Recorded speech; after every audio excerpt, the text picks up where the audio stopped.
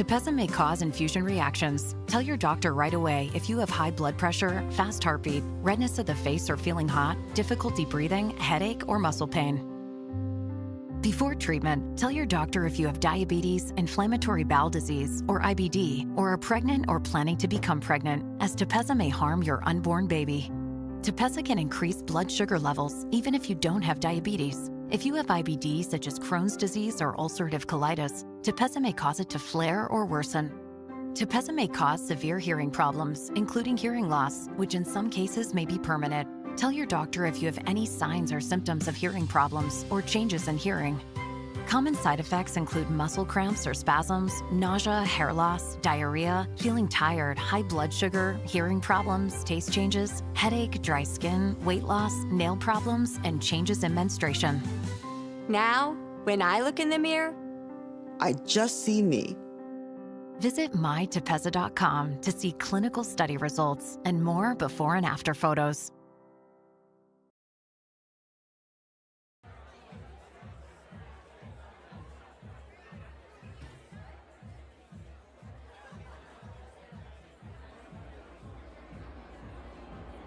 Oh, my goodness. That's so quiet. I like that. What? Come on, yeah. It's so crazy, right? But let me get this off my chest. I love the racks. Racks on racks on racks on racks on racks. I love the third rack. It's perfect for all those hard to find or place items. I love how quiet it is. It's so quiet. I love these racks. Racks on racks on racks on. Oh wow, I couldn't be happier. What do I love about this dishwasher? Let me count the ways. I love the look of it. The front control panel that is angled, so I don't worry about bumps starting it. I'm forcing myself not to rinse things before putting them in. Not even egg yolk. They are perfectly clean. Oh yeah, oh yeah. I love the racks. Racks on racks on racks on racks on racks. They slide so easily. I wasn't even sure I wanted it. It locks into a groove when I'm quiet. So quiet. So quiet. I love these racks. Racks on racks on racks on. Oh wow. Racks on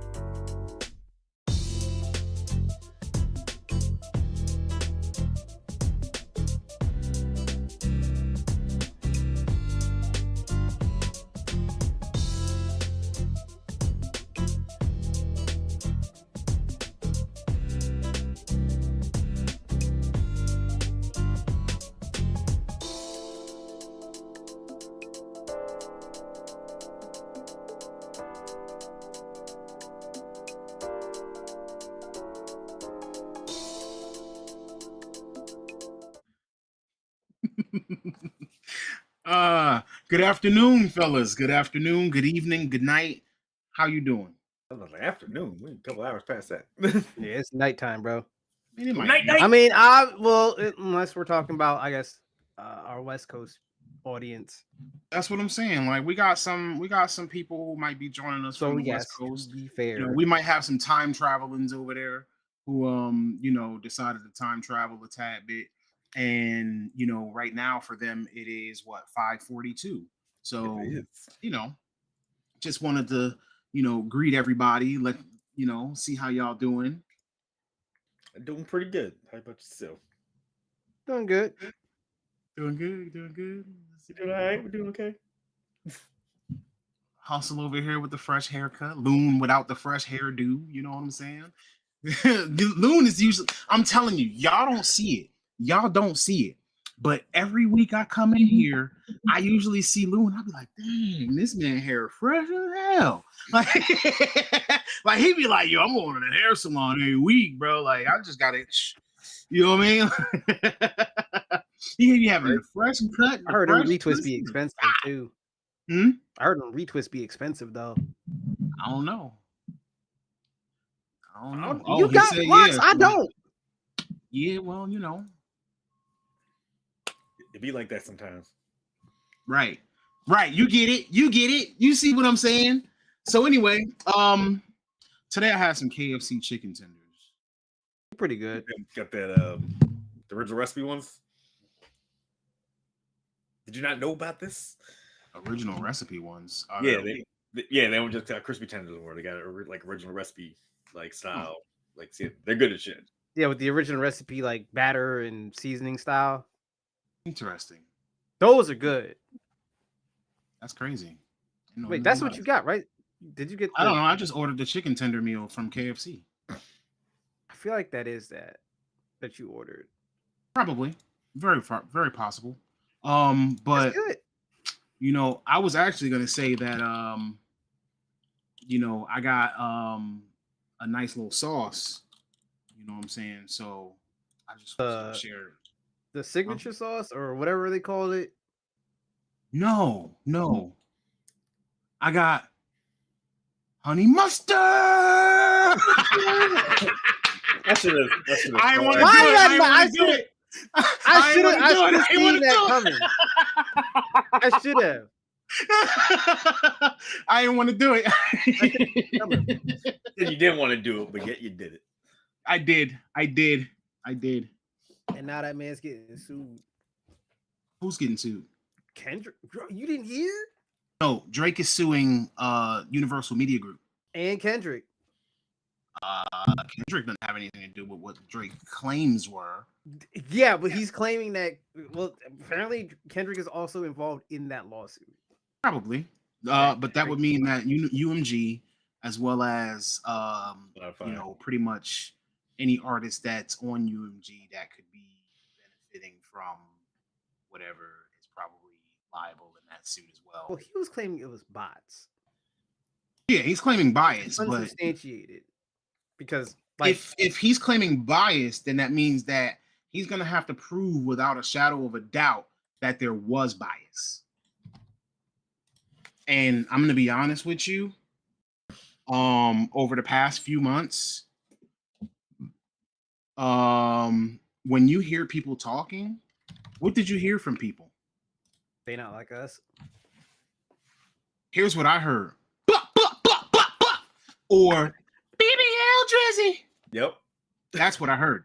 That doesn't sound like bias. That literally sounds like somebody tickled the stem, in the back of our minds and basically got us walking around singing his song all the time, which means that somebody put out a hit record. Listen. I went to a speakeasy out in Jersey City, and guess what the DJ was playing at the speakeasy? Not like us. So no, Drake, it is not bots that boosted that song. People legit mess with that song. That song was playing literally everywhere. So how can you make the claim that bots boosted the song? Yeah. It's everywhere. People are playing that at cookouts. The song is on fire right now, bro. Like Not He was even right killing now. it. The song has been on fire. It got since nominated it for Song came of the out. Year at the Grammys. It's like Yeah. that's not bots. Like you lost this one, man. It's like Fam. you gotta take the L. You were just in a beef. The song that roasted you got nominated for a Grammy. Bots though. Here's the thing that's so crazy about this. He wants to sue them for quote unquote boosting and botting the song, right? That song would have never existed had he not talked about Kendrick's wife and kids. If you just left that out, that song would never exist. You did this to yourself, bro. What do you mean? Yep. What are you It's mad crazy at? it's crazy how, you know, you could punch somebody in the nuts, but if you get a kidney shot, you want to call the ref. Yeah, right? Like, nah, bro, gloves is off. Once you mention the wife and the kids, It's like, all right, bet. gloves is off at that point, bro. Like, you cross lines that should never be crossed Yeah. when it comes to a Did, rap like, battle.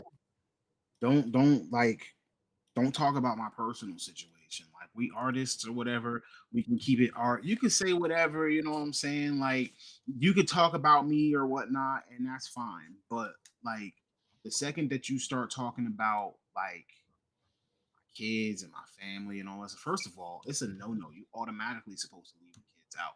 You know what I'm saying? But That is very true. A lot of people All right. forget about that general courtesy, and then it's like, I'm not liable for what I might do if you start talking about my kids. It's like, right. Yeah. So I know that we're talking about, you know, something completely unrelated to video games, but I promise you that I'm gonna find a way to tie that in today. Just to let y'all know, you know. So like once I figure out a way to tie it in, I'll definitely loop back. In the meantime, in between time, welcome everybody. Welcome to Start Button Live. I'm your host, King Anarchy, aka Tones. Here with me, we have Mr. Hustle Simmons, and we have Ryjin. Today, we're going to talk about a couple of things. You know what I'm saying? I'm always going to start us off with a question of the day, as long as I can think of a question of the day, because I think it's fun. I think that it gives us something to talk about. It gives you guys the opportunity to get interactive with us. If you are joining us after our live show, we ask that you please just drop us a like. You know, comments, subscribe, interact somehow. Likes help us a whole lot. If you're tuning in live, you can still drop us a like, but obviously you can chat right along with us or whatever, and we're gonna make sure that you have the greatest time. And honestly, if there's something that we can do to change how you're entertained, please let us know. That chat right there gives us a little bit of power in order to know what it is that you guys are thinking. So anyway, now that we've introduced ourselves, again, this is the safe haven for geeks, nerds, blurs, dweebs, and all kinds of gamers. So, with that being said, I want to start us off with the question of the day. I'm going to actually give the question of the day, and if you guys in the comments want to, you know, add into there too, then by all means, feel free. I'll definitely read them. If you could make your own game, which all of us have the ability to, but if you could make your own game, basically, it's a game that's completely out of your head, to your specifications. What type of game would it be? Like, what game would you make? Like, would it be something from your past, like a remake of your most favorite game? Like, Ryjin, would you remake a Mega Man game and like boost it up to the Mega Man you've always wanted? Or and this is without worrying about IPs or anything, without having to worry about getting sued. None of that. If you could make a game, what would you make? see, I am just appalled. You would just assume immediately that it would be some kind of Mega Man property game. Now that my answer the actual question, I would make a Mega Man X. I would do a Mega Man X like fighting game, almost like not tagged like Marvel's Capcom style, but just the amount of characters. Because you got so many different Mavericks that you could have crazy movesets for. That is true. Fighting X and Zero, Axel, Vile, Sigma. You could have a dope ass fighting game with all these different characters from all the different X games. That's what I would do.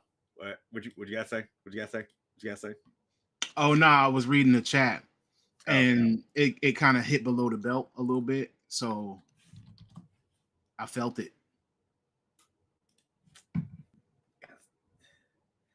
Yeah. Mega Man Legends remake is crazy.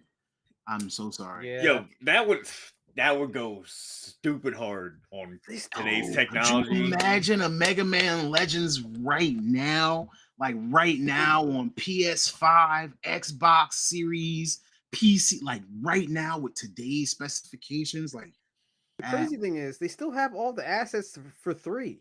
Like they still have all the assets, the engine, all that, and they're just not gonna do anything with it. I'd probably, if you I want don't to get be it. honest, I'd probably scrap it.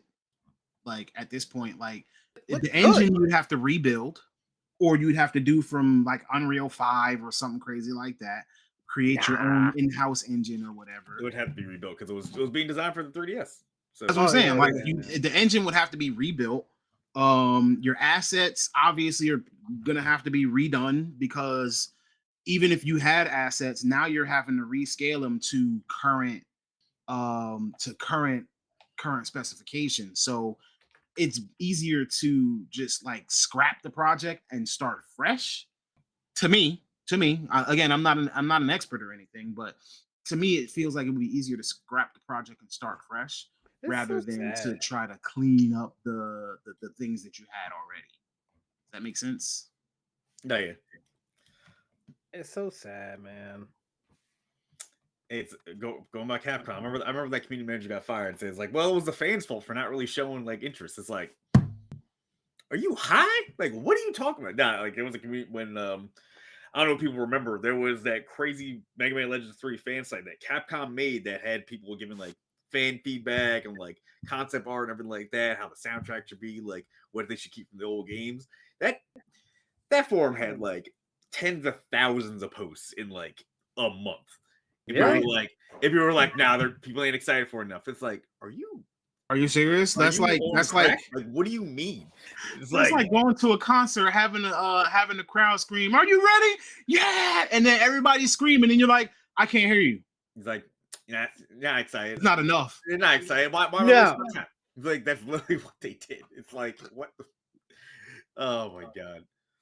Goji guys Senpai didn't said care enough. superhero No. RPG, something where you start off with nothing and you can grow to become a superhero or villain with the powers of your choice. Maybe not MMO, but definitely multiplayer. Oh, so like City of Heroes, City of Villains? Yeah.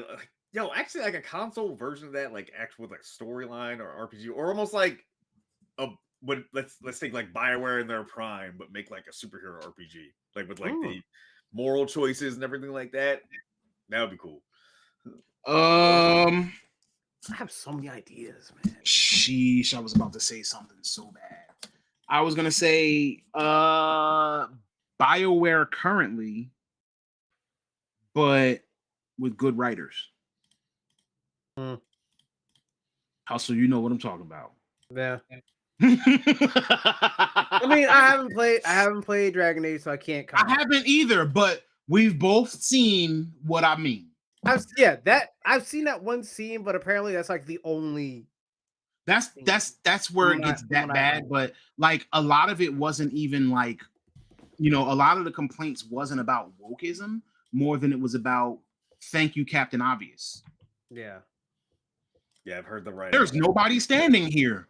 Normally, I mean that scene was like super like preachy in a way. Right. It's like you don't need to do that. Like but I've heard complaints. The writing felt like the person that wrote it doesn't actually know that marginalized group that they're talking about.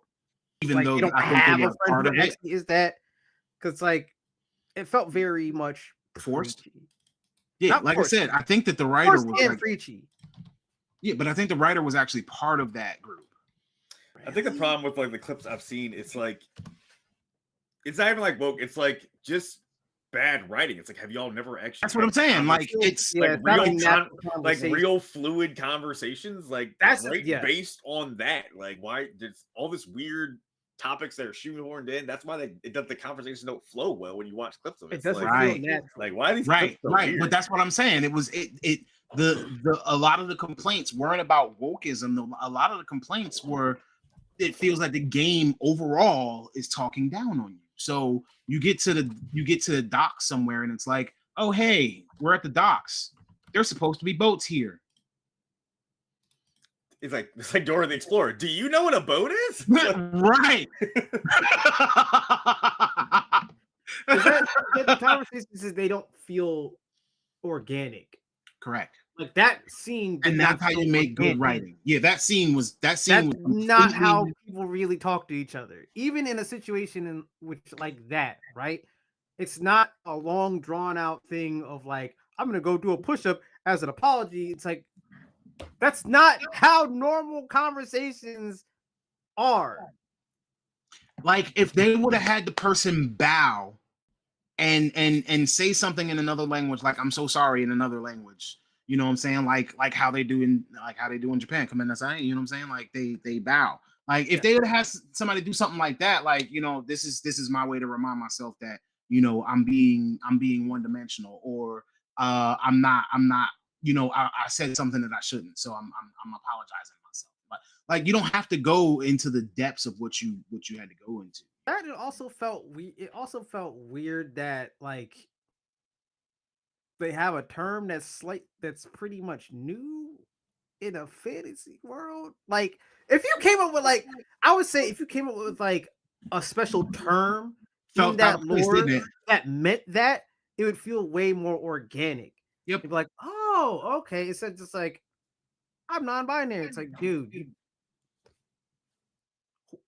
that's like a very new thing. That's You not. could have just said, I don't conform to your standards. Yeah. Yeah, think like, hey, like Kunaris don't really conform to like human standards. Yes. Like something like that. Like and they've done it before though, because what is it? What's that race in Mass Effect? Oh. Asari? Sorry, yeah. Yeah, they've done it before in Mass Effect with the Asari race. And that race technically don't have a gender, right? No, Jade Empire remake would be nice. They're technically Crack hermaphroditic, so they can adjust their bodies for like to mate as they need and stuff. Yeah. And that's a brilliant way to do it. Yeah, it's weird when they wrote the Asari and everything in Mass Effect, and then write how the races work in Dragon Age, like Mailguard. It's like, but a lot of those writers don't work for BioWare anymore, so that's why, unfortunately, the stuff isn't like as the scripts aren't as crisp as they used to be. I'm not gonna act like. I mean, and you know what? That's fair, because I even why did I read this? I read something recently where they were saying like the Ubisoft executives saw Assassin's Creed Shadows, and long story short, they said it sucks. Wait, who said Wait, who said Shadows sucks? apparently the Ubisoft executive. I can imagine them walking in and like, yo, this is trash.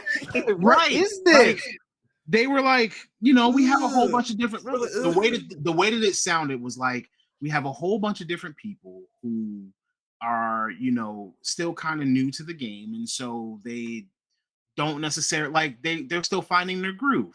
But you know, that's proper business speak for what is this? Yeah, that ain't good. Here's the thing, right? You have the perfect blueprint. Ghost of Tsushima. You ain't gotta try that hard, bro. Like BBM. there you go. But we don't I want to think- copy Ghost of Tsushima. We want to do our own thing in Assassin's Creed. I just copy Ghost of Tsushima. It's all right. I mean, It's you're fine. right, but like, It'll be a Tsushima like from now on. Wow. It's gonna be a Tsushima like. We're making a new genre. so we can have a new Fuck genre. yeah. So we can have a new genre we can't define, just like Souls like. Yeah, exactly. So we got Tsushima like, roguelike, Souls-like. Souls like, So and also Souls Light. Don't forget that because Souls like. We have Doom likes now, or AKA boomer shooters. That's a new genre. Diablo likes. Yeah. that's also true. now with that game that I downloaded that you recommended, we got not even just roguelikes, we got Hades likes now because Oh yeah, I told you about that. we got a lot of games copying how Hades works now. It's like Mm-hmm. Metroidvanias, like I think me and Hustle beat the game like first day. Well, I mean, we completed all, but it's Windblown? updated a couple. Yeah. yeah. Windblown. It was good though. It was like Yeah. it I was can't wait to enjoyable. see the new shit that they add in. I trust them because They just that's the- updated it a little bit more Hold on. recently. I He said, "Hold up." I have something played it too. Like, it was good. Huh? We should I should picked run up a too. I group. haven't. Yeah, you and Tone should run it. Yeah, it's better than running with randos because I don't like running with blue boxes. I have beaten the game with randos, so it's. And I mean, it's not like all right, beating the game. Like when you beat the game, you still have more tasks to do. So you just keep running through it. It's just that you've done all that they have to offer. Another game that I was actually in early access with and like turned out like really good. And so I was really happy that I actually joined the early access. Temtem. I wish I got in on Still never early tried it. access. I think I got into Temtem when it was like $20.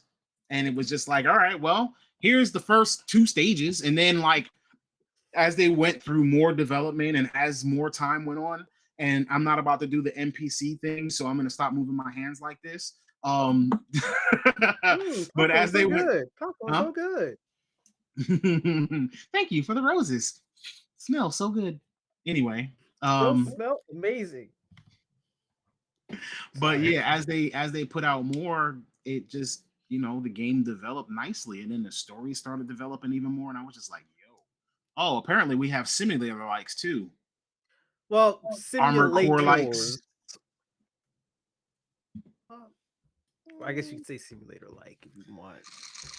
I'm not sure. Like, wouldn't simulator like just be a simulator? Like, Yeah, it'd just be a genre. Yeah, it'd just be a genre, not simulator like, but yeah, it'd be a genre. SimCity likes. I would say SimCity likes as a genre because that's how we got Yeah. City Skylines and like other stuff like that. Wasn't City Skylines also made by former SimCity developers? Oh my fucking god! It wouldn't surprise me because like they literally killed SimCity back in 2013 when they had that failed launch of that online only one. Yep. Oh yeah, that was bad. What else do they have? Sheesh. Oh, I didn't Yeah. even get to my question of the day. What's your answer? What's your answer? We still got a little bit of time. I would make. I have so many games I would love to make, but I think one of the biggest ones would be a cyberpunk MMORPG.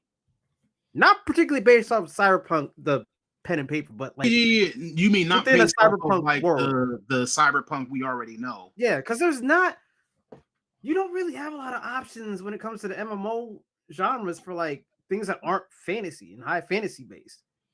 I would love to have one that has like a nice, good kind of like action combat to it too, but like a really deep fucking story to it. Something that can really draw people in and keep people invested.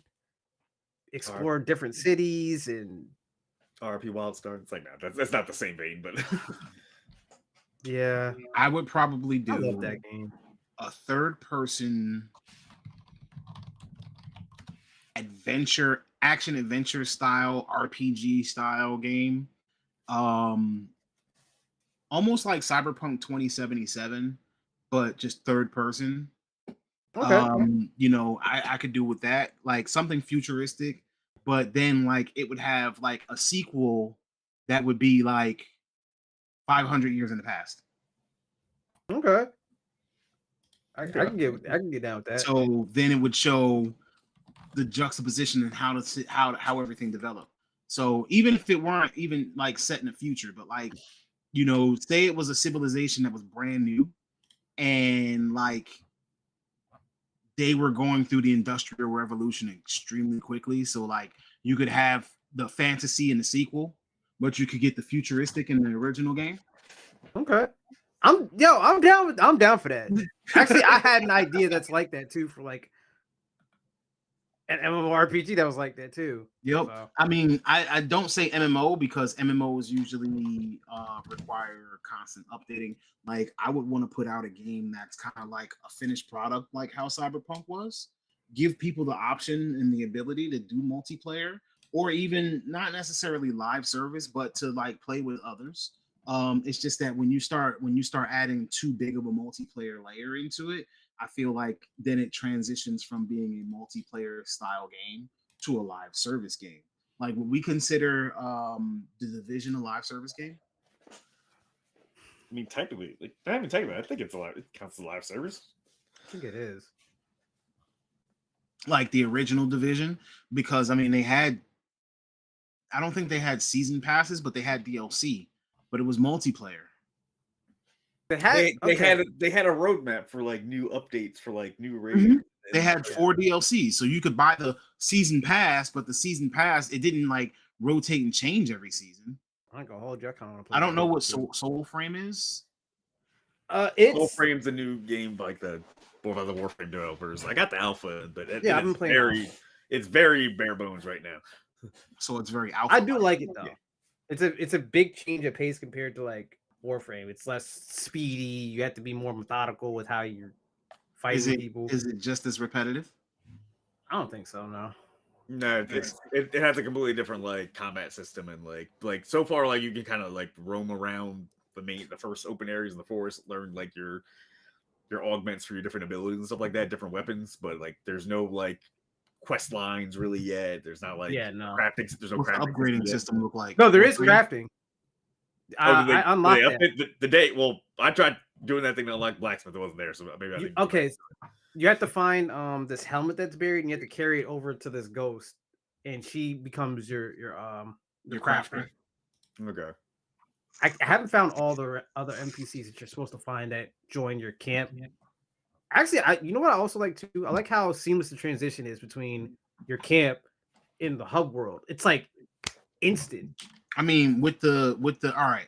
So with the technology that we have today, especially in things like the PlayStation 5 and the Xbox Series X and things of that nature, when it comes to the speeds of like M.2 drives and such, it would be it almost feels crazy when I play a game and there's loading.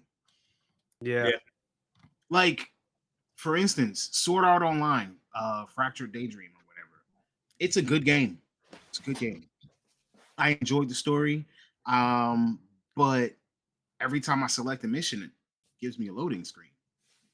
I'm gonna say it feels like there's a butt coming in. Like, I'm on a PS5. Why are you loading? Yo, don't you want that star? Why are you loading for 15 seconds? Don't you want that Starfield? For some reason, just like the overall development of like the loading is still behind in a lot of ways because we have the technology not to make everything like seamless instant loading, but we, like you said, we shouldn't be sitting and loading for much stuff anymore. True. I mean, but then again, the all right, so it does have cross play, and it's like cross platform. So like basically they have like these online missions and like raids that you can do where it's like 20 people, and it also has to connect you to whatever server it is that you decided to sign up for. Like if you're gonna play that game, make sure that you play the game. Like if you're gonna play the multiplayer, like the co-op missions and stuff, I was told you have to join the Asia server because connecting to the North American servers, it actually ended up taking 2.5 to 3 minutes for me to get into a game with 4 people. Good. It gave me bots, 4 out of 20. Yeah, that's weird. That's a little wild. But you connect to the Asia server and it's like 10 seconds, 30 seconds for a full lobby. I don't really like that. Yeah, I don't like that either. I mean, but you can just go in the menu and change over to the Asia server and never have to, Yeah, I get that. It's not a matter of like how just easy don't it is wanna, to make. like- It's not a matter of how easy like to make the change and do that. It's like I shouldn't have to do that. Yeah, That's well, fair. I just found out about it on like TikTok. So, there's that. Yeah, if that's a potential thing, like that should probably potentially be recommended. Because I remember like what was it? Neverwinter came out. They had a lot of issues with that, like server switching. But they were like, "Oh, hey, if you have issues like getting on servers, here's how you change stuff." Like it's a quick little, especially if it's like 2-3 clicks or something like that. Just like make people aware of it. Yeah. Honestly. So, yeah, that's pretty much my experience with it. Like I said, before I even decided to go into the online co-op missions, like me and one of my homies, we both got the game or whatever. We tried to get into the co-op missions, and then we found out that the boss raids were still locked, and so we were just trying to get into the co-op missions, and it was like a wait time. So then we went and like did like the open world free roam. They put you in that right away, and then they would just load whoever in there. But we went into the open world free roam, and that was cool. The problem was that because there were, you could have like 20 people on the map, all the enemies were gone.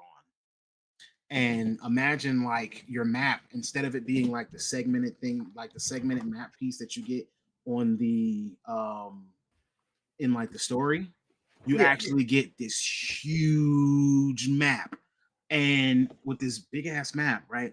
They actually with this huge map in the free roam, they divide it into pieces and that you can just freely walk through, and you don't get like load times. But once you exit one zone and go into another zone, and this is the part that messed me up. We were in a desert region, and we started in the beginning, so we were in the level 1 to 15 area. Yeah.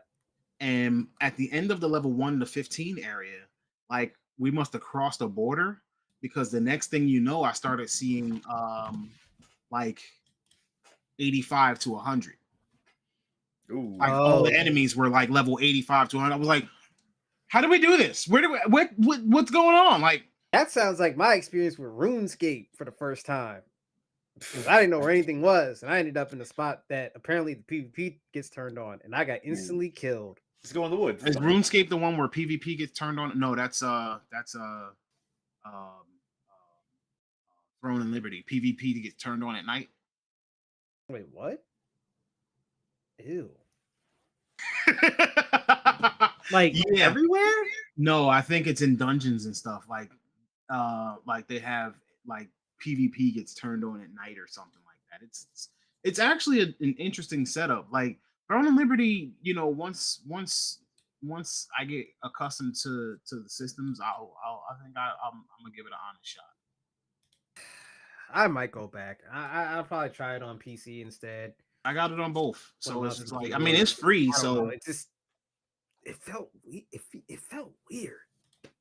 Like Well, I he mean, tried it too. And like you got to me play and it like him- an MMO instead of playing it like an action adventure game. Nah, I'm good. It doesn't even play like a good action adventure game, in my opinion. Well, But I mean, that's what I'm saying. Like, if people enjoy it, that's cool. I'm not Black gonna. Desert plays like an action adventure game. Yeah, but that has good combat. That's what I'm saying. It plays like an action adventure game, but when it comes to MMO of it, it's just like Grind Fest, bro. But it's not even a grind fest, because I can get a character to 50 in an hour.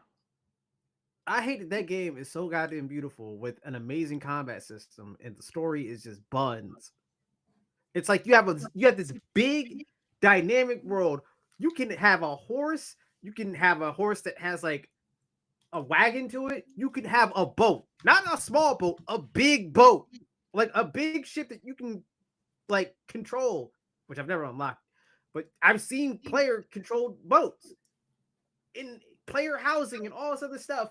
And the story is just, I don't care at all about the story.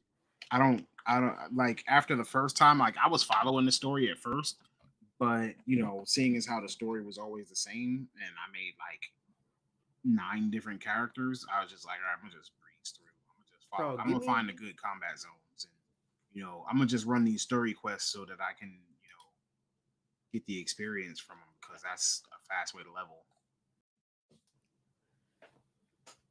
You know what? One of these days we need to come up with like a topic of like, what's your dream MMO? Because we all play MMOs here. All of us do. Be back. And the reason why I'm okay with games like Throne and Liberty is because you got to remember, I started on free MMOs. Yeah. I've been a free MMO player for majority of my gaming career. I mean, I get it. So I've played worse. I'll say this: the only 2 MMOs that ever will get my money, at least at this point, unless a banger comes out, like allegedly what's that MMO that's supposed to come out? That's supposed to apparently change the game, the MMO game. I don't remember the name of it. Ashes of Creation. That was it. Hello? E? Can't hear you. I forgot I muted. My bad. I was saying Ashes of Creation. My bad. Yeah, Ashes of Creation. Which I don't think is that gonna be subscription based or no? Right now it's in like early alpha. I think you have to pay like $120 and you get like the first alpha, second alpha, third alpha, and then the game when it comes out. But I don't think it's supposed to have a monthly. Yeah, I think it's supposed to be subscription. either a buy to play or a free to play where you know whatchamacallit, but obviously you pay for founders. Yeah. But yeah, so the only two MMOs that right now that would ever get my money from a subscription standpoint is like 14 and WoW. That's it. I mean, those are the only ones. I mean, like Guild Wars, like Star Wars is starting to gate content behind like a small premium pass or paywall. Yeah, that's dumb. You know, but like I understand they got to make some money somehow. I mean, the Old Republic was good. It's still running, so obviously it's still good. It's just like locking the max level behind that paywall kind of feels bad. I think the problem with that was that it just wasn't Galaxies, and a lot of people were expecting Galaxies out of the Old Republic, and it's like it's not. Well, Galaxies isn't even Galaxies anymore, so yeah, people forget people hated Galaxies towards the end because they changed so much shit out. Well, because they did the new game experience and tried to make it WoW light, and they got rid of all the unique crafting systems and like class level ups and PvP and housing and everything like that. So it's like this isn't the same game anymore. So it's like, why would I play it anymore? Yeah, and then everybody could be a Jedi. So it no longer became a special thing of like having to earn your way to become a Jedi. I like talking about that. So like, people don't know in Star Wars Galaxies, to be a Jedi was not by choice in that game. You had to play a character for an extensive period of time, level up multiple classes. There was no rhyme or reason to which jobs you leveled up. So you leveled up your smuggler, your bounty hunter, your medic, your soldier, all that. Didn't matter. You just leveled up. Eventually, until you got to the point where you like at the game, it literally just felt like you know what? He's earned it. And you don't know you unlock it until the next time you log in. And then in your character select screen, you had a nice little glowing force sensitive slot. So you could finally make a Jedi. I finally unlocked that after hundreds of hours in that game. And then the week later, they dropped the new game experience. And then anyone could just be a Jedi.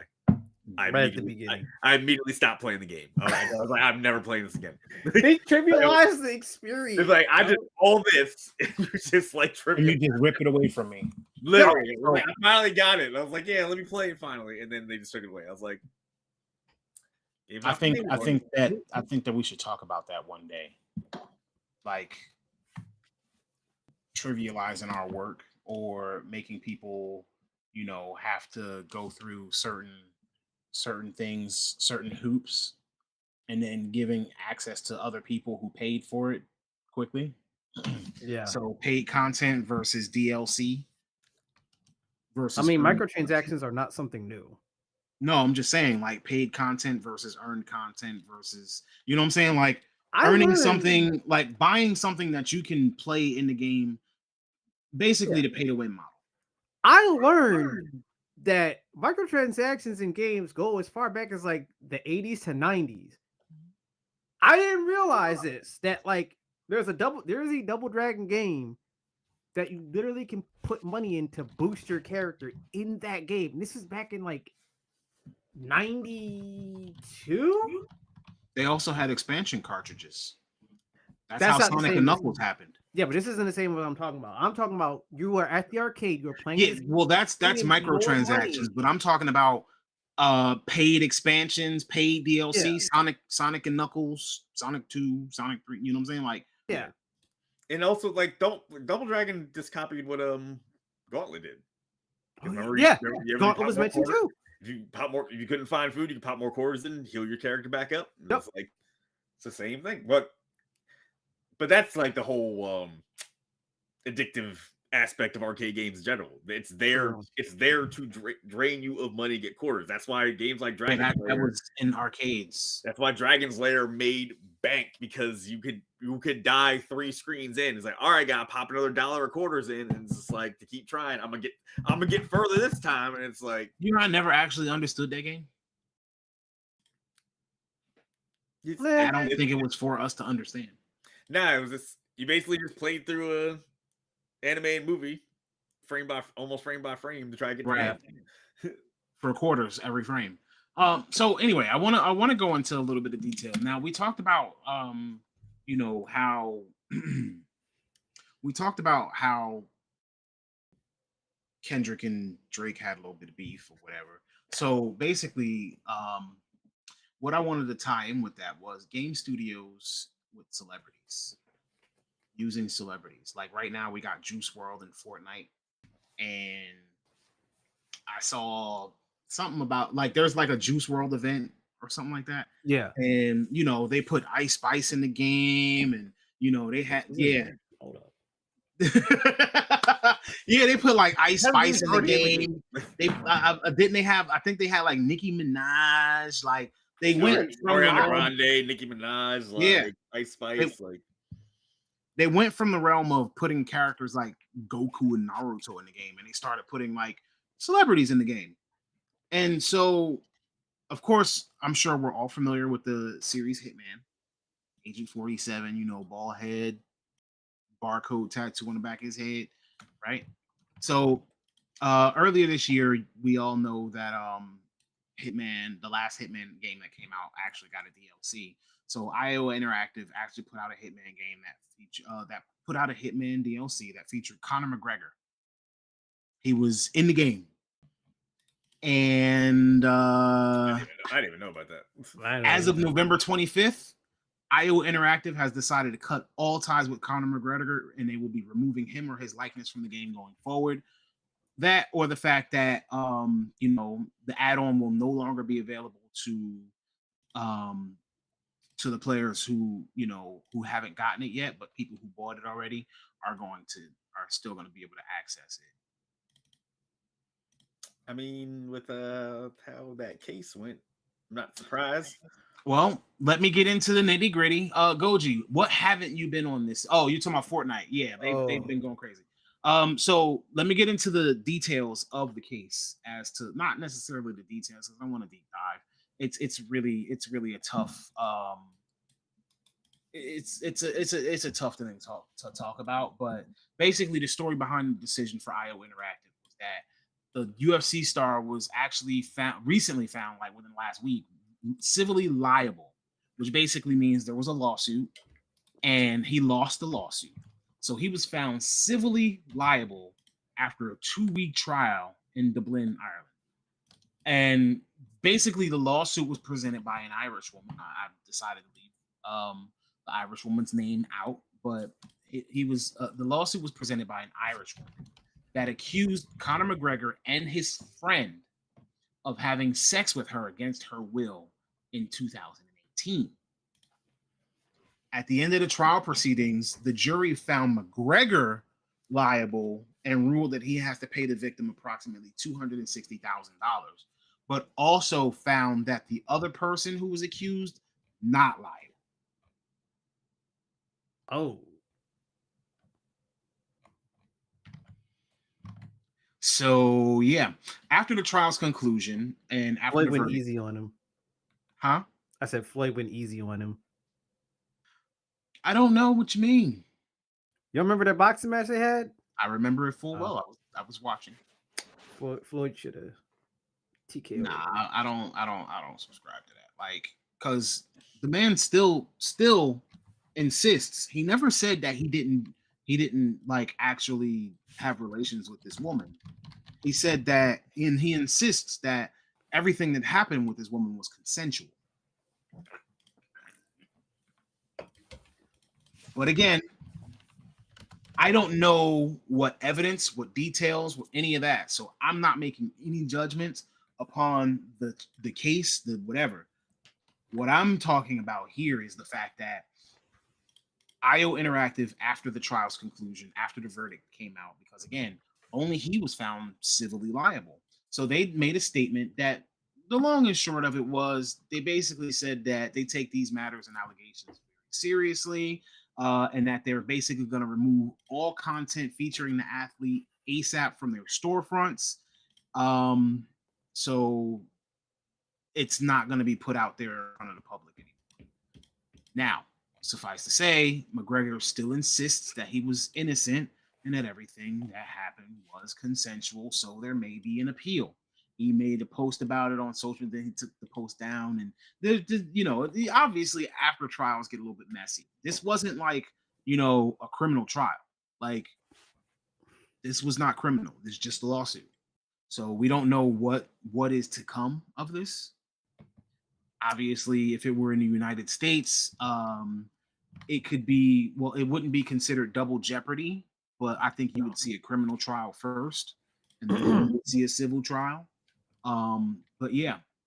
So anyway, the reason that all of this is brought up is because I want to ask, like, the question begs to be asked. Do game companies continue working with celebrities? No. Like, should game companies continue working with celebrities? Nope. Only, yeah, not.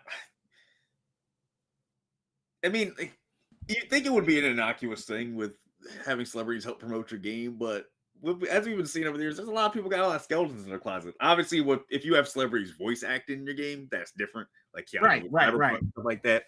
Or Kiefer Sutherland, Metal Gear Solid 5, because he was Snake in that and everything like that. But it's like, I don't know why a lot of these companies think some of these celebrities are really gonna. I would like to see the numbers, like, or how much are these celebrities helping push these games, because I don't think it can be that much. No, like that, to be. Could you name a celebrity cameo or a celebrity likeness that you would have seen in a video game, in a commercial, that would have made you buy it?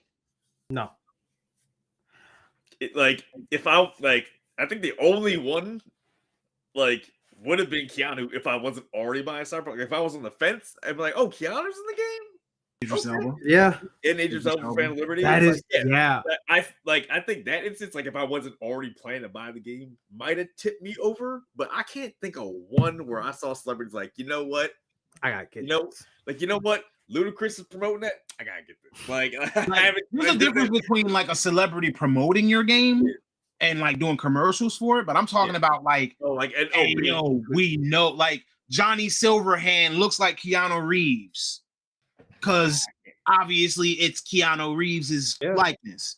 But then, like, his name, like, I don't know if the character that looks like Connor is named Conor McGregor, but, like, what if Keanu went through a trial? Not saying he would, but what if Keanu went through a trial, like the Johnny Depp Amber Heard situation, and was found liable or guilty or whatever?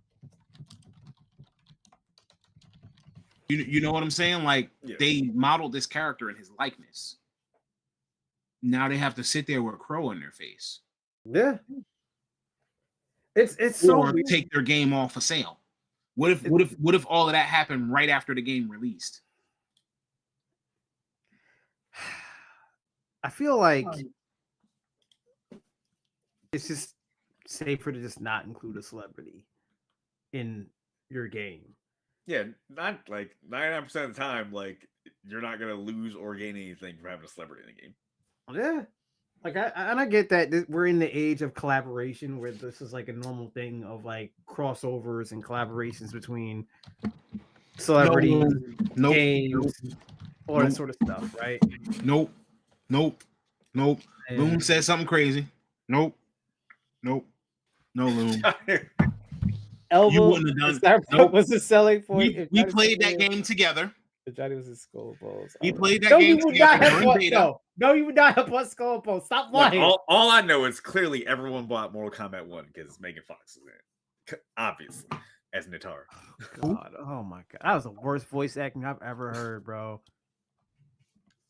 Yeah, she plays Natara in Mortal Kombat 1. Megan Fox. Megan Fox plays Natara in Mortal Kombat 1. Does she look like Megan Fox? Yes. Yeah. She is voice acted by Megan Fox too. And did the motion capture for her face and, like, stuff like that. I can't remember one Megan Fox line from Transformers. Something about an engine, because they're trying to pass her off as like a genius, like mechanic. Like, how did she even get that? Like, I'm gonna be honest. between Transformers and Megan's Body or Jennifer's Body. Everybody. That was a good movie, though. I couldn't finish it. That's a solid horror movie. You don't like horror movies, though. No, I don't like horror games. You like horror movies? Yeah. I don't know. Hey, now Jennifer's Body was a movie. Yeah. Back in like. I can't do horror games. Wait, Yeah, couldn't that's finish- right. That's right. You couldn't finish Jennifer's Body because her acting was that bad? It just didn't catch me. Like, not saying that her acting was bad. It was one of those things like the movie just was like, all right. I guess I don't my understand question on what's that happening is, like, here. do you really like campy movies like that in general or not? Campy movies? What do you mean by campy? Like self-aware, kind of like script and humor. It knows it's a horror movie, but it's trying hard to be like very like nail in the head. Like It's like Oh, probably not. That's It's like probably Idle that was Hands. probably the issue. it's very much in the same vein as like Idle Hands, to be honest with you. Something like Idle that. It's kind of Hands. schlocky, campy. it was a Jessica Alba like horror comedy movie. Okay. Seth Green's in it. The guy's hand gets So, like- possessed. Not like Bird Box, but more like Bird Box is not comedy though. that's what I'm saying. Like, but Jennifer's Body wasn't comedy. Yeah, it was. Wait, was it not? It was the script is written to be kind of like Yeah, it felt like a dark comedy. Oh, like I said, I couldn't finish the movie. So, like, after things happened in the very beginning in the bar, I was just like, I got a little lost, and then it was just like, all right, well, I'm gonna just stop watching this. But it's like I've said numerous times. Like, if we're big, I don't want no game companies trying to put me in the game. Y'all, if y'all want that, that's cool. Whoa! If the opportunity comes up, I'm being in the fucking Mega Man game. You must have lost your mind. It's like- That's Also- cool. I don't want me personally, I don't want to be putting no game. Like, don't make no skins on me, no none of that. If I'm voice acting in a game, just I'll put a fake name up. Y'all know we lucky that Blicky not here, right? Oh, Why? why? Megan's thumbs. Oh yeah. So did Natara have Megan's thumbs? As far as I don't know, know. no. I don't think so. No. But that voice acting was horrendous. Loon, you look like you don't remember the conversation about Megan Fox's thumbs. Because she got You the little should- stumpy thumbs. You should go look up Megan Fox's thumbs. So anyway, so we don't feel like any game company gets an advantage from having a celebrity cameo or Hell no. So then why do we do it? Like, why do people trip over like, oh yo, blah blah blah blah blah blah? I'll tell you why. It's the same reason why they use celebrities instead of seasoned voice actors in animated movies, because they're hoping that the name is going to draw people to buy whatever game or skin or whatever it is. That's what they're hoping on. There's a great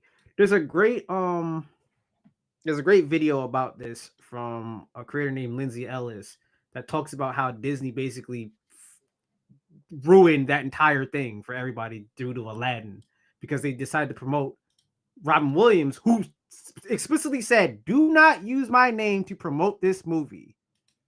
And that's what Disney did. And now that's become like a media and entertainment standard of like putting these big celebrities and making them the face of like movies. But now that's kind of creeping into games in a way, but more so, I guess, cosmetic. The only game that we've seen that actually had like a celebrity kind of be the forefront focus of that is Cyberpunk. But it worked. Weirdly enough, like, I don't know how, but it worked. I mean, that could just be because CD Projekt Red's writing is phenomenal. It's top tier writing, and the characters are done well. The same with Idris Elba's character is done well. Like, I can't stress enough about that. I don't want to turn this into cyberpunk glazing, which it might end up turning into. Tony, you all right over there? Oh, God. He said she got toe thumbs. Oh, leave that woman alone. She got a condition. says she got a condition. Yeah, I think she literally has a medical condition. I think she does. Having toes for thumbs is a medical condition? Yes. Wow, that's crazy. That's Oh, crazy. I apologize, but I apologize. So yeah, yeah. I think that we have talked about toe thumbs and celebrities in video games enough. I honestly also personally think that we shouldn't keep going into deals using real people's names, likenesses, anything of the sort in our games. We already see that there was an issue with Overwatch. There's an issue with now Hitman and IO Interactive. There were issues in the past with other people who at one point in time it might have been a good idea for you to name this character after this person, or for you to utilize a celebrity's face or something of the sort. Mike Tyson Punch Out. Oh, actually, you know what game I just realized that was like hardcore with it? Beyond Two Souls. They promoted that game specifically because at the time, Ellen Page and Willem Dafoe were the two leads of the game. They hardcore leaned into that. Like I just remembered that. Now Ellen Page doesn't exist anymore. Yeah, I think that's what I said at the time. Now Elliot Page. What was another one too? I would no, not well. Death Stranding. Oh yeah, Norman Reedus. That is egregious with that shit. Yeah, that's literally a fucking movie. A lot of the Call of Duty games doing that too. Wasn't Kevin Spacey was in one of them? Before that all happened, wasn't it Advanced Warfare? It was Advanced Warfare. I think you're right. And then dude who's Jon Snow was Infinite Warfare. The villain in that. Right. Yeah. But even before that, like you can go back to the 90s and the 80s. Barkley Shut Up and Jam, NBA Jam, Shaq Fu, the Wu-Tang game. Wasn't there a Michael Jordan specific? Like he had his own basketball. I swear he had his own basketball game on like the NES. I think they had Bulls versus Blazers. No, it was Jordan versus Bird. That was the game on the NES. But like they've been doing this for a very long time. I think it's kind of at this point antiquated. Like I think they don't need to do it anymore. Yeah, Jordan versus Bird 1-on-1. Yeah, I wasn't familiar with that one. I knew what do you call it? Made by EA. EA made a lot of stuff way back then too. Yeah, they did a game on Super Nintendo, Michael Jordan Chaos in the Windy City. That one I've heard of. That was that platformer. Yeah, but that's what I'm saying. Like they do this a lot. They've been doing this for years. They've been doing this for the better part of 30, 40 years at this point. So at what point do they call it quits? Like at this point, like people are human. Celebrities are human. If you're not gonna sit here and stand on what it is that you like, all right, not gonna say stand on it because I don't want to sound like I'm being, like I'm being narrow-minded either. But if you made that contract, now if this celebrity got found guilty of such and such and such and such, either you're writing it in the contract that this contract can be null and voided for this celebrity committing such an act of, something unbecoming of the game or unbecoming of the franchise or whatever, or you're basically paying penalties for exiting a contract early. Am I right? I mean, depends on the contract, but yeah. But like, and I understand wanting to peace out, but like, that's to say that these people are humans. Yes, we all look up to them, and yes, if there's a human that we know, that messes up, sure, people are always going to judge. People are always going to judge. This is the nature of people. But I do think that it's an old practice now, and sure, you can use celebrities for voice acting, but there are tons talented voice actors out there now. Oh these yeah, celebrities that you're putting out here in these voice acting roles, they may and they not don't get necessarily paid be nearly good as for much as voicing. celebrities do to voice act. But That's that's the what I'm sad part saying. about it.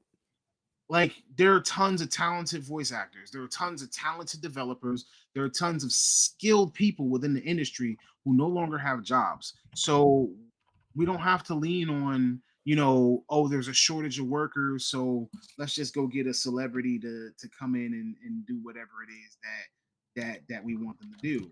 Yeah, like no at this point, disrespect to we don't need Callie Kuko, Kelly Kuko. Yeah. Kuko or whatever, but like Tara Reid that. is Big still Bang Theory? alive. Huh? Tara Reid is still alive. Like Callie Kuko didn't need to voice Harley Quinn. I'm just saying. Tara Like Strong. I mean, Tara Strong. I said Tara Reid. Tara Strong. Ooh, yeah. My bad. yeah, See, Tara the Reid. difference Like, is Yeah, Tara Strong. My bad, Tara. Sorry, Tara Strong. But So yeah. the difference is that Tara Strong is a very, very, very prominent voice actor, and through the filming, through the recording of the voices or the timetable of the voicing for Suicide Squad, we don't know what Tara Strong had on her plate. Because remember, she did do the Teen voice. Titans Go is still running, and she still voices for that. They're on their. Yeah, and they're she's about to still hit voicing- 400 episodes. And so she did voice Suicide Squad, the game. Mm-hmm.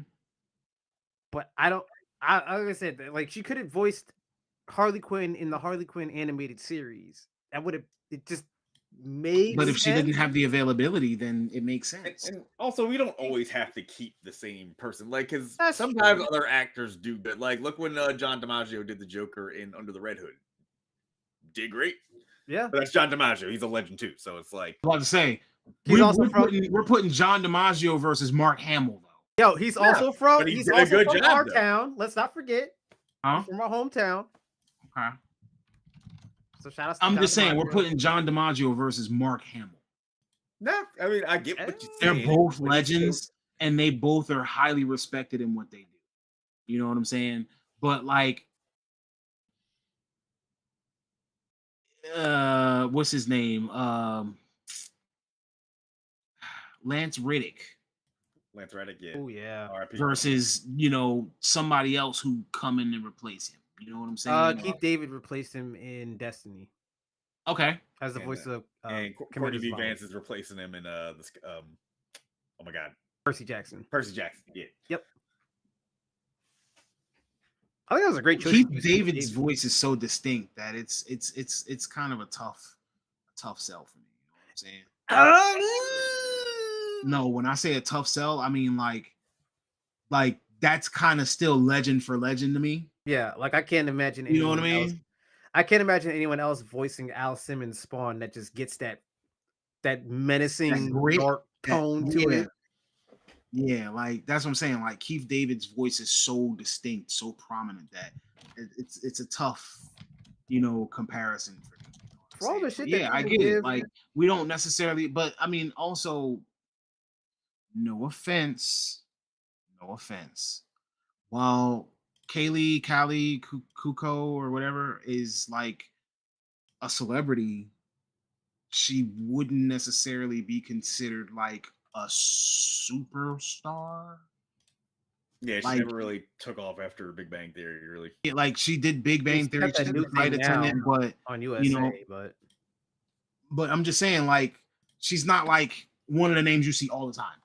yeah, It'd be like if Zendaya came in and like Zendaya's a bigger star. Like you just put her in there for namesake, and if she did bad lines, then she did bad lines. I feel like, but I also feel like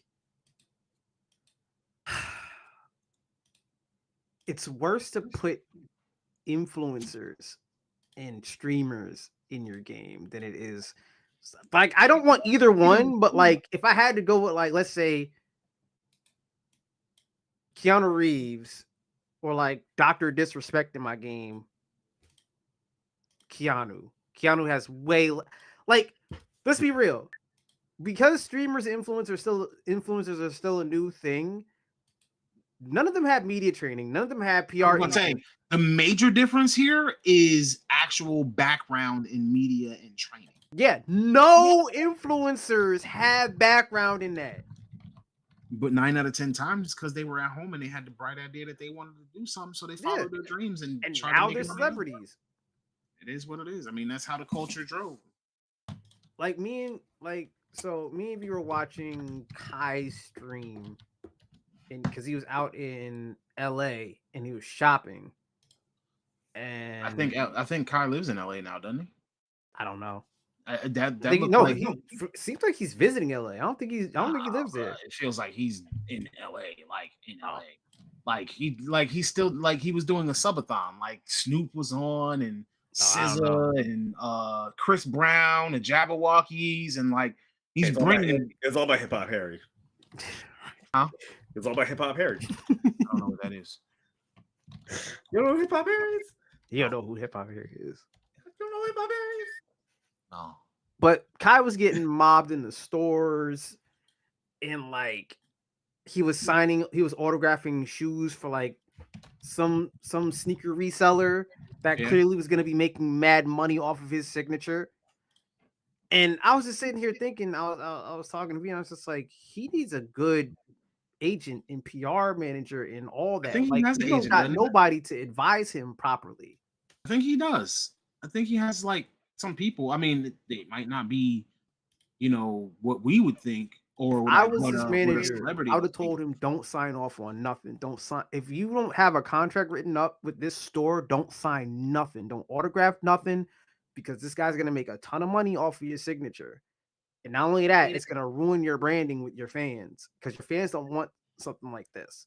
Like, if we want to do a sign-ins, we can do it at an official convention or something like that, but don't do nothing like that. Kai, if you ever watch this, go fire who your manager is and come talk to Hustle. I'll get you right, brother. I'm gonna make sure your career is strong. I'm older. I've got the experience. I know when stuff don't look right, you're gonna have a bunch of young dudes around you. Like, yeah, no, it's a good idea. It's not a good idea. Talk to any one of us. Honestly, we've got the experience. I'm about to quick fire a couple of headlines at you guys, just so that everybody has some knowledge. So basically, after we talked about mobile games last week, they announced the Final Fantasy 14 mobile game or mobile version coming soon. So keep your eye out for that. We also have confirmation, since we're almost a year since the Grand Theft Auto 6 trailer came out, that we're not getting another Grand Theft Auto 6 trailer this year. But they are actually promising some mind-blowing things. We might get another trailer closer to lead up, but right now they're still like it. As far as everything that I've seen, we're still on track for fall of 2025. Okay, see, I thought you meant we weren't going to get a trailer at all. Like that. I don't know. We could possibly get another trailer because obviously you obviously want to market your game. You don't want to drop another trailer and then have people wait almost a year before the game comes. So we'll probably get a trailer sometime in like August, September, or whatever, if the game is going to drop in October, November. And this way you'll have a lead up. But people think I'm joking when I say that I think the leakers really did push back a lot of stuff for Grand Theft Auto 6. Leakers for everything push back progress. Like, so, I hate leakers so goddamn much. You ruined it for everybody. Leakers have 100% ruined a lot of information for us. Also, I have looked over the list for the best-selling games for 2024 before we actually transition into our next topic. So I looked over the list for the best-selling games for 2024. Number one best-selling game in 2024 so far is College Football 25. Not surprised. Yeah, I'm not shocked. I'm not surprised. Number 2 is Helldivers 2. Hey! Okay. Number 3, Black Ops 6. That's crazy because it just came out. Are we? But 82% of Black Ops 6's sales were on PlayStation. Oh shit! Jesus Christ! The rest of it was on Game Pass, I'm sure. Here's me thinking Game Pass probably did a ton for that game, but 82% of its actual sales for the game was on PlayStation. Wow. The number 4 best-selling game for 2024, Sparking Zero. That did move numbers the first Makes like what sense. was like 3 million the first 2 weeks or something like that. Oh, yeah. All of Number this year. 5 was Modern Warfare 3. So I weird. know. Number 6 was Madden 25. Like Madden. Okay, makes sense. Number 7 is kind of a cheat because it's the MVP bundle with college football and Madden. Number 8 was Elden Ring. Number 9 was okay. Dragon's Dogma 2. Okay. Number 10 is EA Sports FC 25 because who doesn't want to play soccer? Sports. I Sports also ball. didn't buy it. 11, MLB The Show 24. 12 was WWE 2K24. Hey. 13 was Hogwarts Legacy. 14 was Grand Theft Auto 5. And 15 was Final Fantasy VII Rebirth. 16 was Tekken 8. 17 was 2K24 NBA. 18 was Minecraft. 19 was Madden 24. And number 20 was Suicide Squad Kill the Justice League. Wait. That don't, What? wait. Did you say Black Myth Wukong at all on this list? No. That doesn't make sense. Just going based off of this information here. Hold on. Black Myth Wukong definitely sold more than Final Fantasy and Suicide Squad. That's crazy. Hold on. Circana, the doesn't seem research group correct. formerly known as MPD, published its latest monthly U.S. sales report, providing an updated. Oh, just US. Okay. Yes. Okay. Yeah. Okay, that makes more sense. Because I know like worldwide, Black Myth Wukong sold over 20 million copies. That's why I was like, wait a minute. Okay. Yeah, no, we're talking. Okay, that makes I'm more sorry. sense. Yeah. In the U.S. That makes more sense now. I got you. All right. So that was the story with the best-selling games. Now transitioning from the best-selling games, I just wanted to discuss the Video Game Awards nominees. Since we're at November the 26th, I was going to wait until next week to do this, but since we're just altering things around a little bit because the Video Game Awards will be upon us before we know it. I believe the Video Game Awards is in like 2 weeks, and so I think by next week we'll be voting. And I just want to kind of go over like the list of some of the nominees, or actually some of the categories, and see what you guys think about what games were nominated, and if this is cool. I do know that we have certain people who feel as though, and I'm just quoting, as I quote, "fuck the Video Game Awards and Jeff Keighley," but that's end quote. So I hope I've made him proud. There goes our invitation to the Video Game Awards at some point. Just again. I mean, I don't care. Like, I don't think that we'll be invited. It doesn't bother me. We might be Don't get invited in the future, but we'll see what happens. So anyway, the nominees for Game of the Year are Astrobot, Balatro, Black Myth Wukong, Elden Ring Shadow of the Erd Tree, Nope. Final Fantasy VII Rebirth, and Metaphor ReFantazio. Personally, don't think that DLCs and expansions should not be on there. Nope. In Game of the Year category. So as great as Elden Ring could possibly be, I don't think that it should be there. Remakes. I think I've spoken my piece on remakes. I think I don't know where I land on remakes right now. I think it depends on the level. Final Fantasy VII Rebirth or remake, or Final Fantasy VII Rebirth it's not the same game. It's Yeah, not. he can explain. Yeah, I was like, we were talking about this, like, but I've seen people say it's like Rebirth and Remake. Obviously, I think should have been in the conversation Game of the Year because, as you just said, it says Final Fantasy VII on it, but it is not the same game we played back in the 90s. No. At all. It's Not at completely all. different. Story is different. It's anything like it's a sequel, if you know, you know. But like, it's not the same game.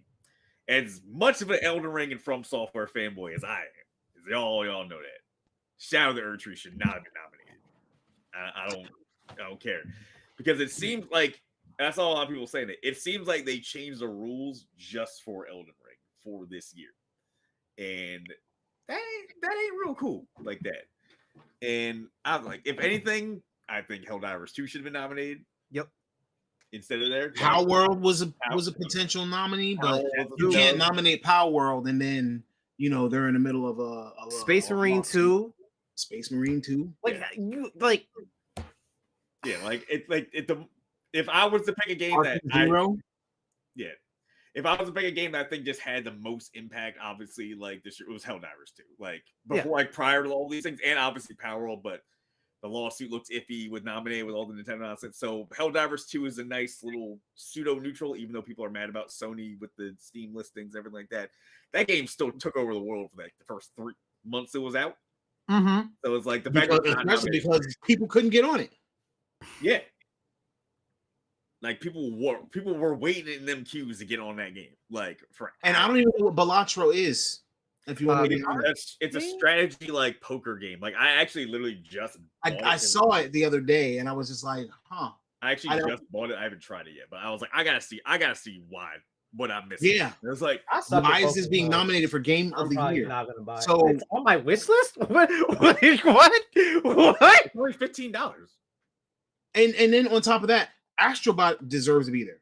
Yes. So 100%. like I'm just Like, my vote. Like The only thing that I've played on that list is Astrobot. So I probably have to, and I only played a few minutes of Astrobot. I haven't really been gaming. Best game direction.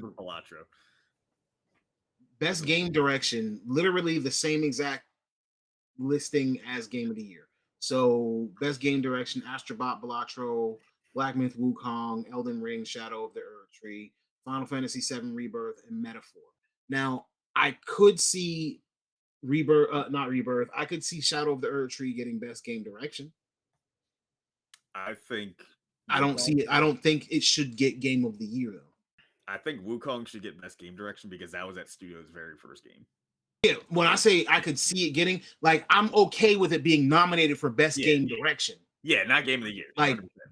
I don't think that it should qualify for Game of the Year. Best ongoing game: Destiny 2, Diablo 4, Final Fantasy 14, Fortnite, or Helldivers 2.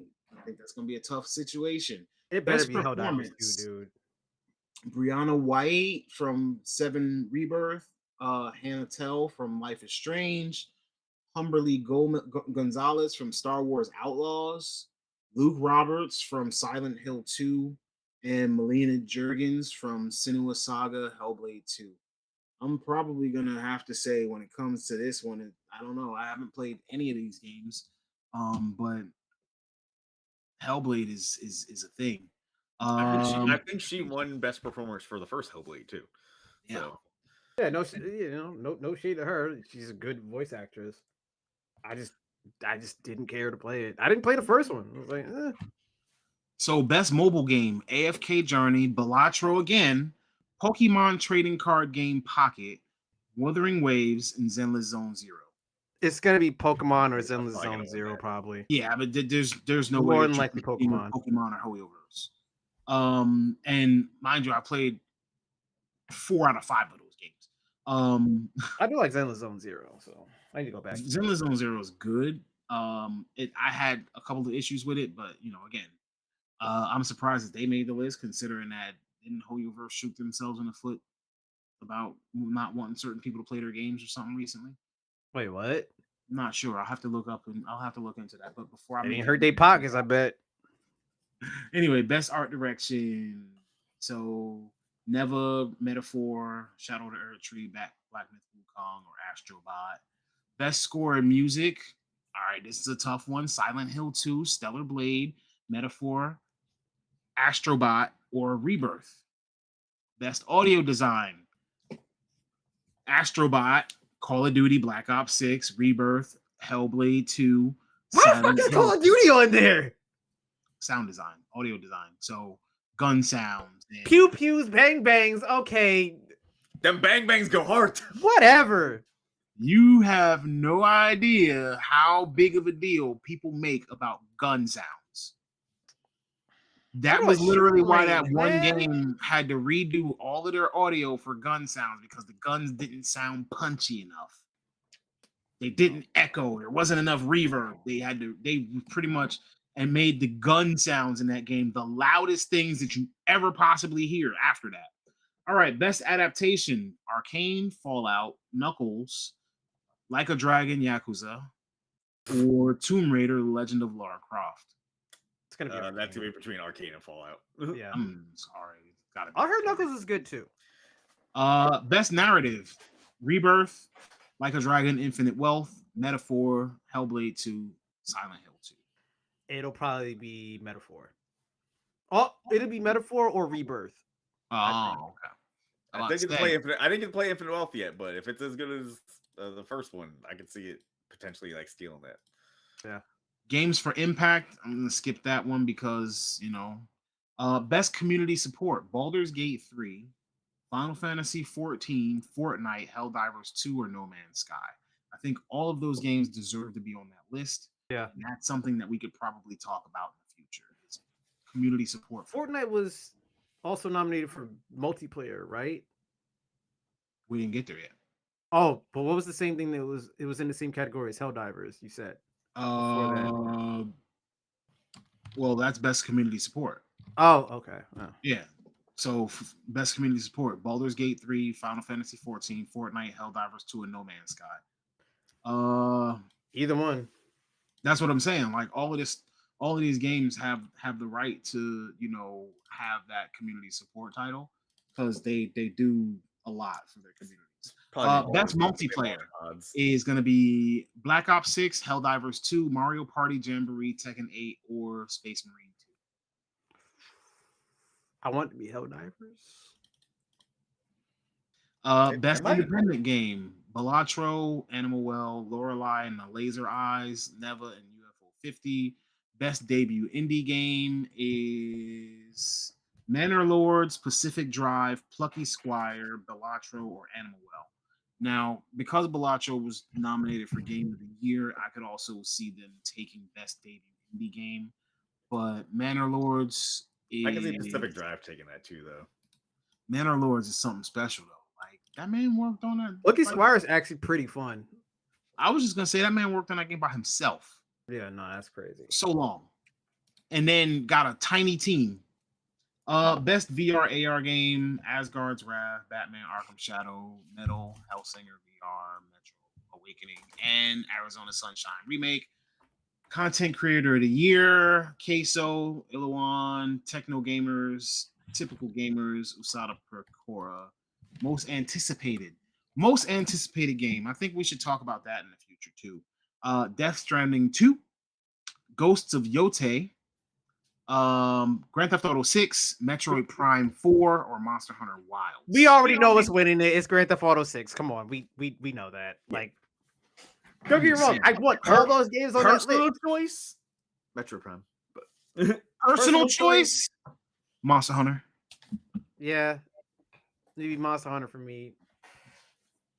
Like, but we all know it's gonna be. I'm anticipating Monster Hunter, but I'm expecting Grand Theft Auto. Yeah. See what I'm saying?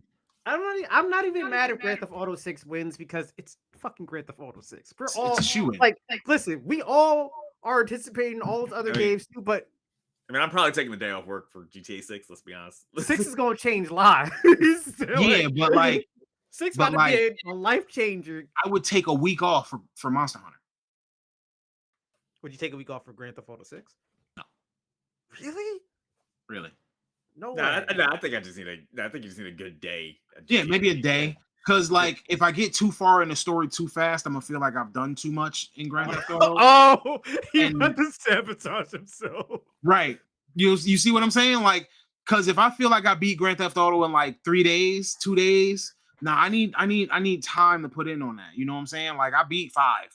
So if I go and I beat 6 and it's like next to no time, I'm gonna feel like I was like, yo, I need to do this again, or I need to do something. Because at that point, I'm just gonna run around the city and shoot people and drive over stuff. You know what I'm saying?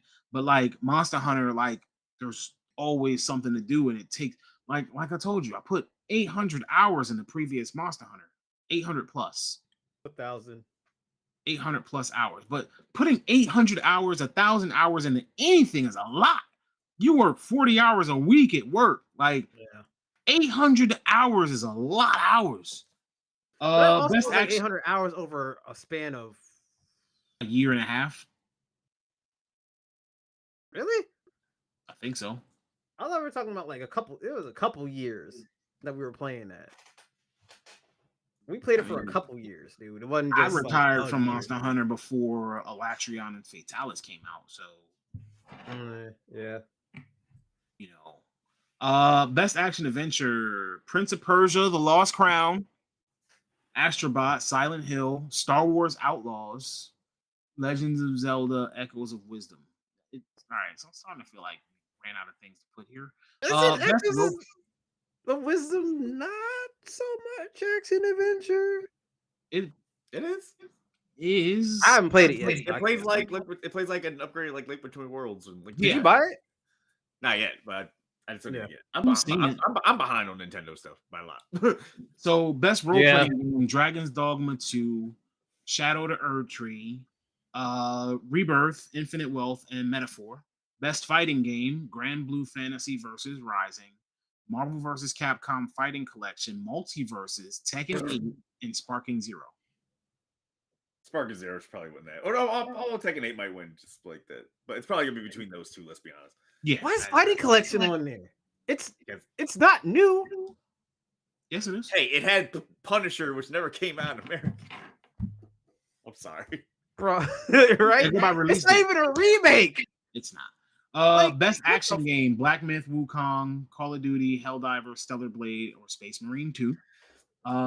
Innovations and accessibility were skipping. Best family game: Astrobot, Princess Peach, Showtime, Mario Party Jamboree, Echoes of Wisdom, or The Plucky Squire. Best sim game: Age of Mythology, Frostpunk 2, Kinitsugami, Path of the Goddess, Manor Lords, Unicorn Overlord.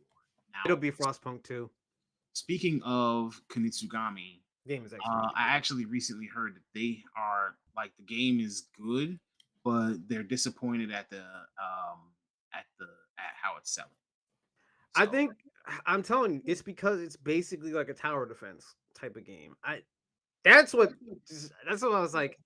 When I first saw it, I thought I was looking at a Monster Hunter game, and then that's what I thought. They okey doked me. And they're like, "Psych! It's a tower defense." It's like, that's cool, I guess, but I don't really want to play that. You ready for something a little wild? Remember we talked about best-selling games of 2024? So best sports games or racing games: F1 24, EA Sports FC 25, NBA 2K25, Top Spin 2K25, or WWE 2K24. Damn. They didn't put college football on there? No. I hope it's WWE or F1 because I'm biased because I like F1 and WWE. Top Spin 25, my guy. Yeah, that's tennis. Tennis. If it ain't Mario tennis either, that's just straight up tennis. I haven't played tennis since I was a kid. Here's the thing. I don't know not saying that Top Spin is a bad game. I played like the old Top Spin during Dreamcast days. Not saying Top Spin is a bad game. How did Top Spin qualify when you don't hear anything about it? That is true. Shouts to the tennis community because apparently y'all just out there buying Top Spin. I don't understand how college football is not nominated. Like, it was the best game, as you just went on the list, was the top selling game in America this year. And everyone has been waiting over 15 years for that to come out. And you can't even nominate it? That's crazy. That's crazy work. This is why people yell at Jeff, because of dumb stuff like that. It's like, how you gonna not have I don't even care about college football, but that game should be nominated and probably win best sports game this year. That's wild. That's so weird. And we're almost done. So best esports game: Counter-Strike 2, Dota 2, League of Legends, Mobile Legends, Bang Bang, and Valorant. It'll probably be League. League will probably win again. I mean, it could eventually end up being Supervive. If they make it an esports thing, then yeah, probably. No, the Worlds this year for League was actually like very well done compared to other years. The biggest ever. And then we need to see what they're going to do with the esports Olympics next year. So, next year, Marvel Rivals will probably be in that category too. Maybe, but Overwatch isn't in the category now because Overwatch hasn't been good in a while. And Overwatch League is dead. Yeah, they don't actually. They don't have an esports league anymore. That shit is done. Isn't up there. Well, is CDL still going? Call of Duty? Yeah, it is. Last Wait. I knew, Yeah, it is. I it think. should be starting up like in like a couple of weeks. Oh yeah, because they're doing that weird thing now.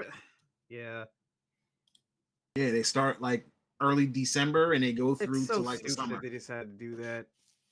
It basically counts them out of the Game Awards, essentially. Yeah, but then that means like I don't know. Either way, Yeah, they end in May. yeah. So they But they start in start in, like, December and December. they end in May. So either way, it's weird. So yeah, like if they end in May, that means they should still be counted though. I don't know. It's whatever.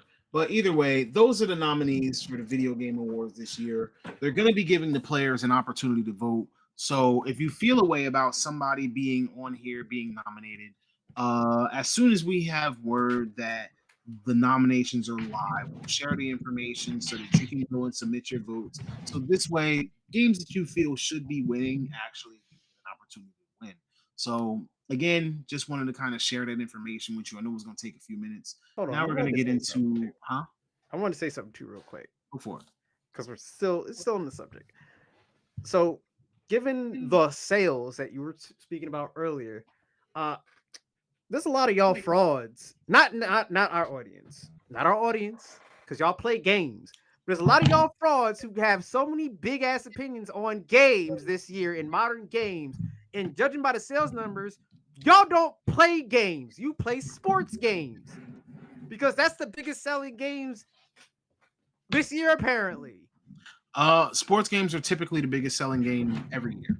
Oh, and old games. No, and y'all bought old games because Grand Theft Auto 5 apparently still selling high for some unknown reason.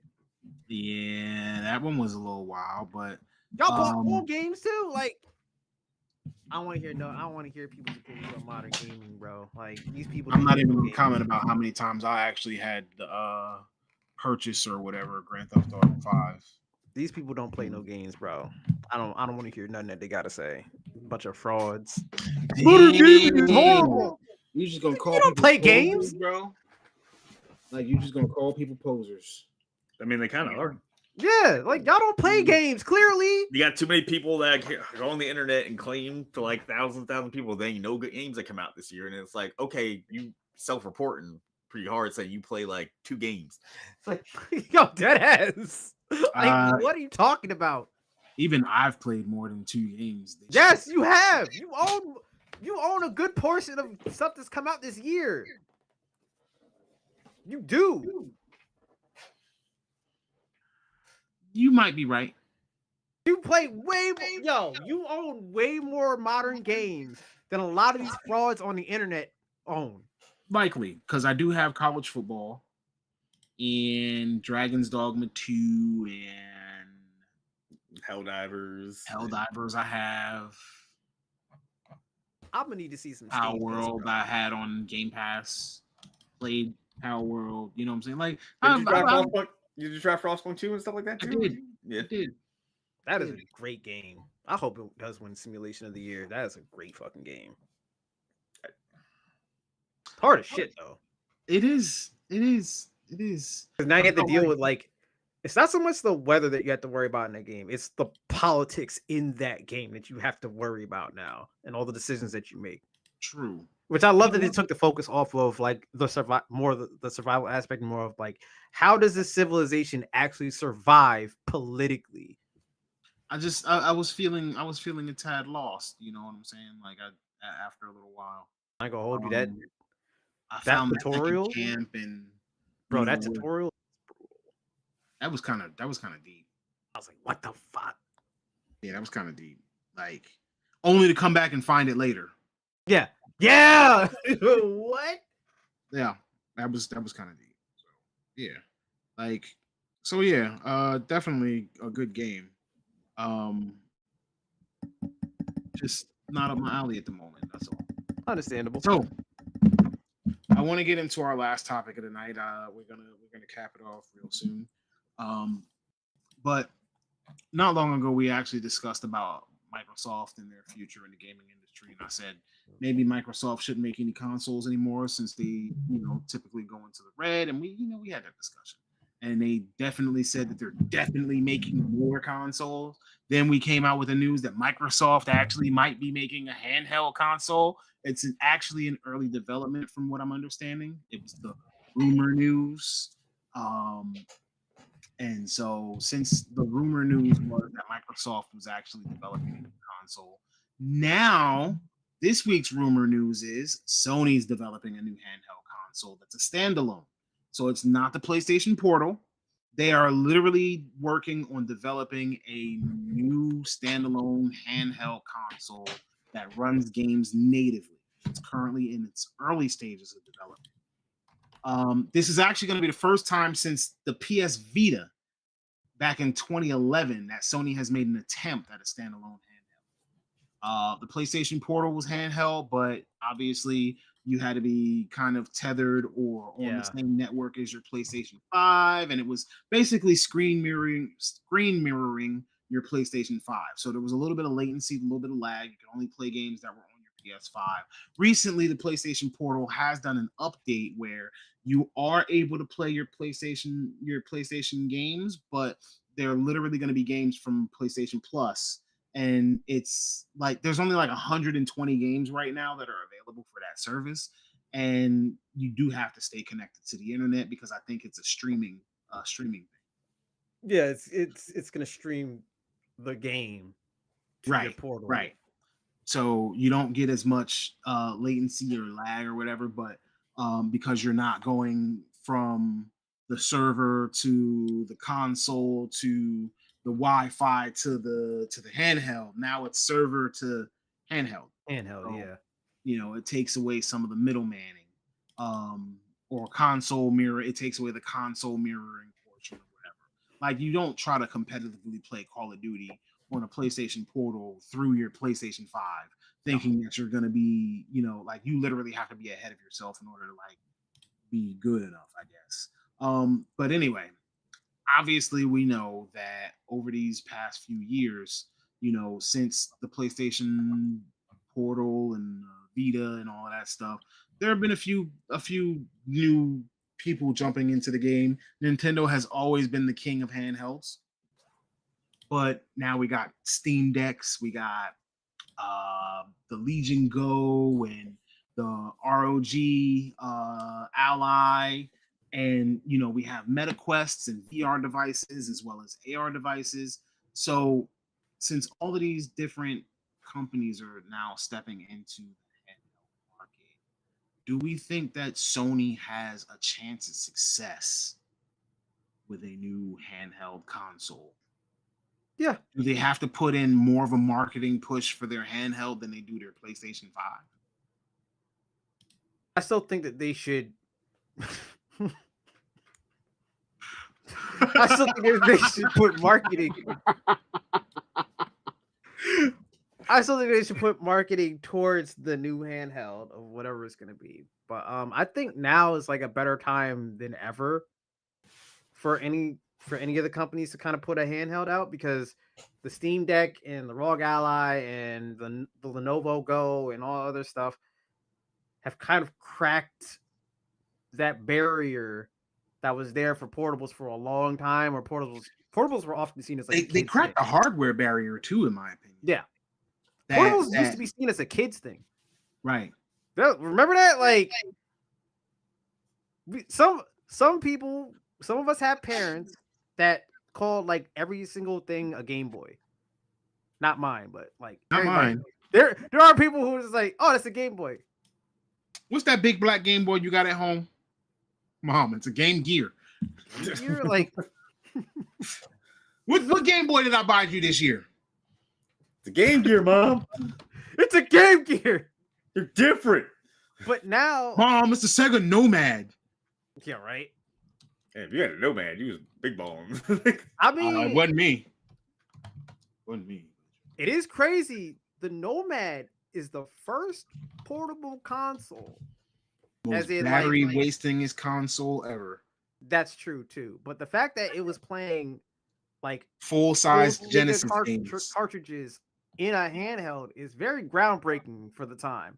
Like Well, it it was was- the Switch before the Switch. Sega was always ahead of the curve with like making the hardware. They just couldn't move units like Nintendo could for shit. Yeah. I mean, they did a lot of work. There's a lot of you know, firsts that come to mind when yeah. it comes to Sega. They lot. did a lot of firsts. The Sega CD, Yes, bruh. Wait, the 32X, Yep. a system within a system. they made it so you didn't have to get rid of your Genesis.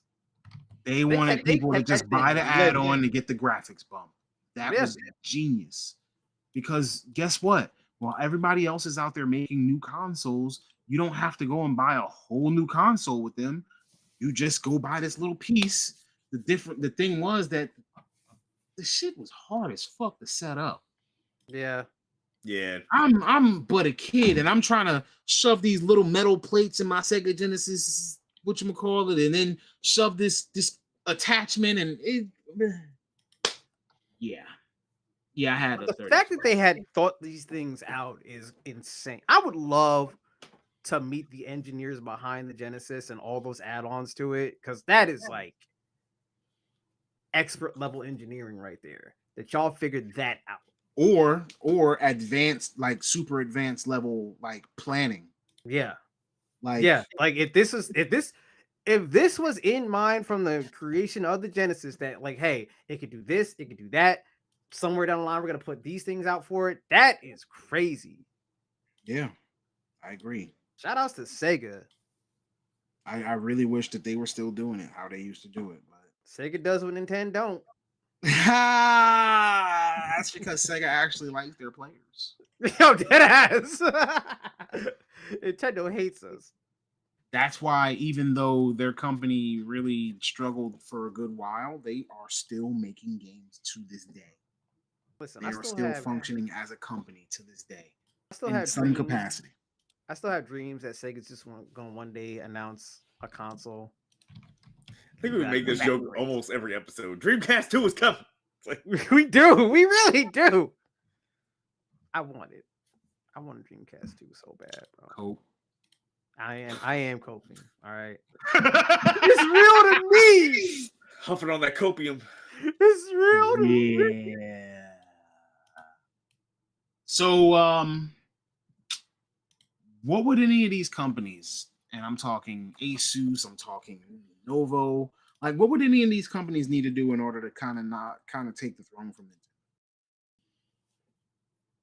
What would they need to do? What? To take the throne from Nintendo, the handheld throne. What would they need to do to dethrone the handheld kings? You need the equivalent of when like it's kind of weird to say, but you need the equivalent when Nintendo first dropped the Game Boy and it came with Tetris.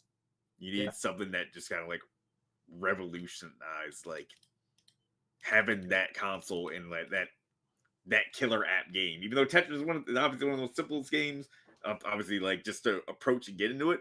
But just having that for some reason, like, yo, what are you playing? It's Tetris. Oh, I gotta get a Game Boy. And then but there hasn't been like, even when the Vita or the PSP came out, there was no killer app on those systems. Yeah. Like there were games to play, but it wasn't like, yo, I gotta get a Vita to play this. I gotta get a PSP to play this. Yeah, there's games I enjoy on the PSP. Monster Hunter per se. Yeah. But at the time, that was still niche. Yeah. It was. Now. Yeah. But like now, if you get a PSP only or a PlayStation portable, PlayStation handheld only Monster Hunter, oh my gosh, that thing was selling like hotcakes. Yep. I'm telling you, bro, if they can, if Sony's new handheld that they're working on, He's killing me.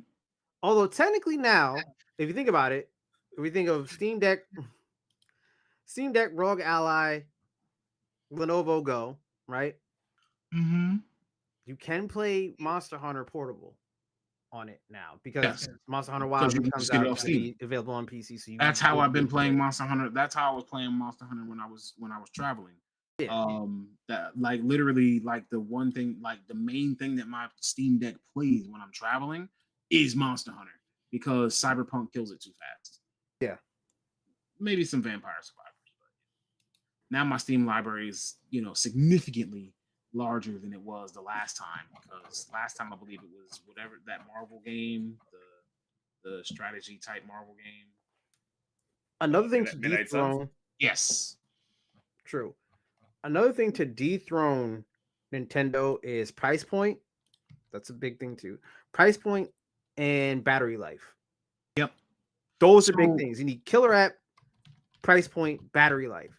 Mm-hmm. And you can attempt to dethrone Nintendo, because the hardest part is that not only is it just that initial killer app that makes people want to buy it too, it's the stuff that's going to come down the line, right? So when you get a Nintendo product, you know what you're going to get. You're going to get a Zelda, you're going to get Metroid, you're going to get some iteration of Smash Brothers. They're already talking about a Pokemon game for this, for whatever. Pokemon, yes, Pokemon. Like, as much as people shit on Pokemon and don't like Pokemon, Pokemon does sell. It does sell consoles. It does sell handhelds. Can't take away from that.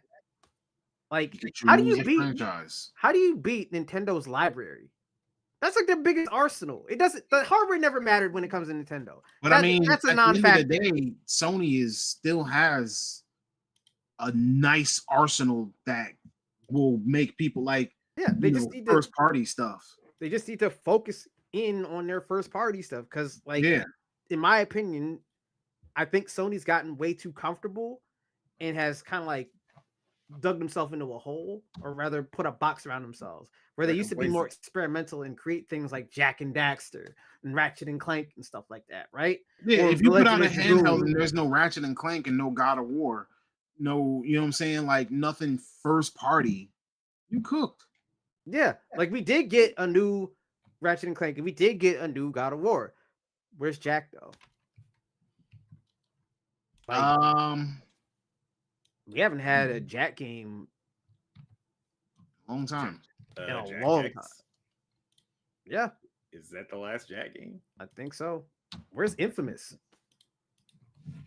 Well, they're stuck making Ghost. So, but shout out to Sucker Punch.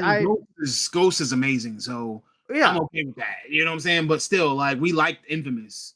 Kill zones and stuff like that. Like, we like those kind of games. Wait, let's not forget, Sony dethroned Nintendo with the PlayStation 1 and then the PlayStation 2,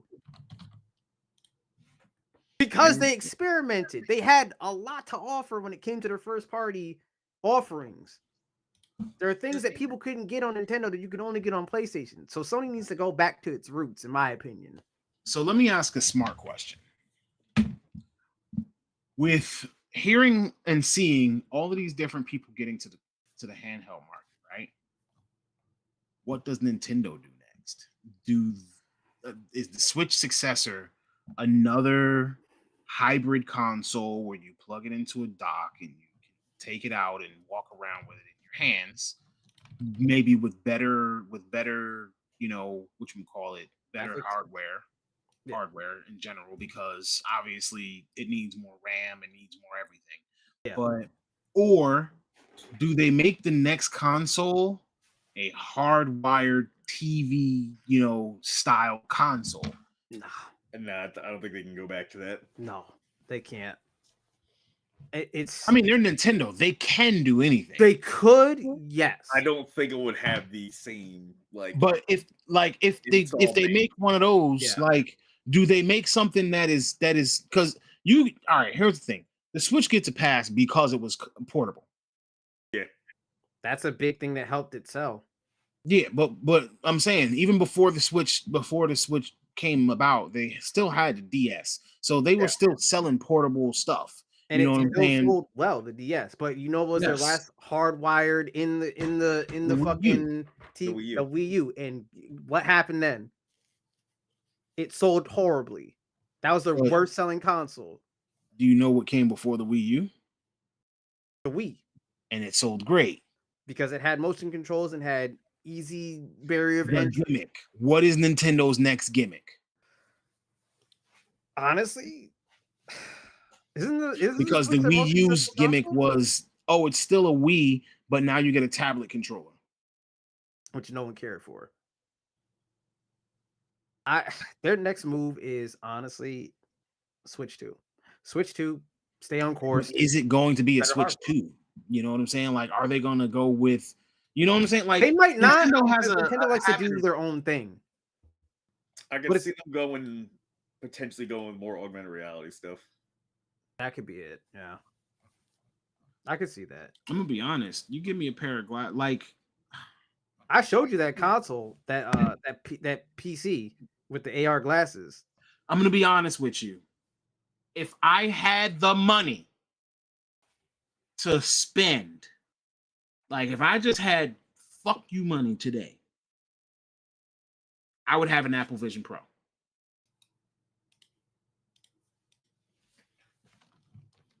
If Nintendo goes in that direction for an affordable price, I could see it happening. I could see them selling.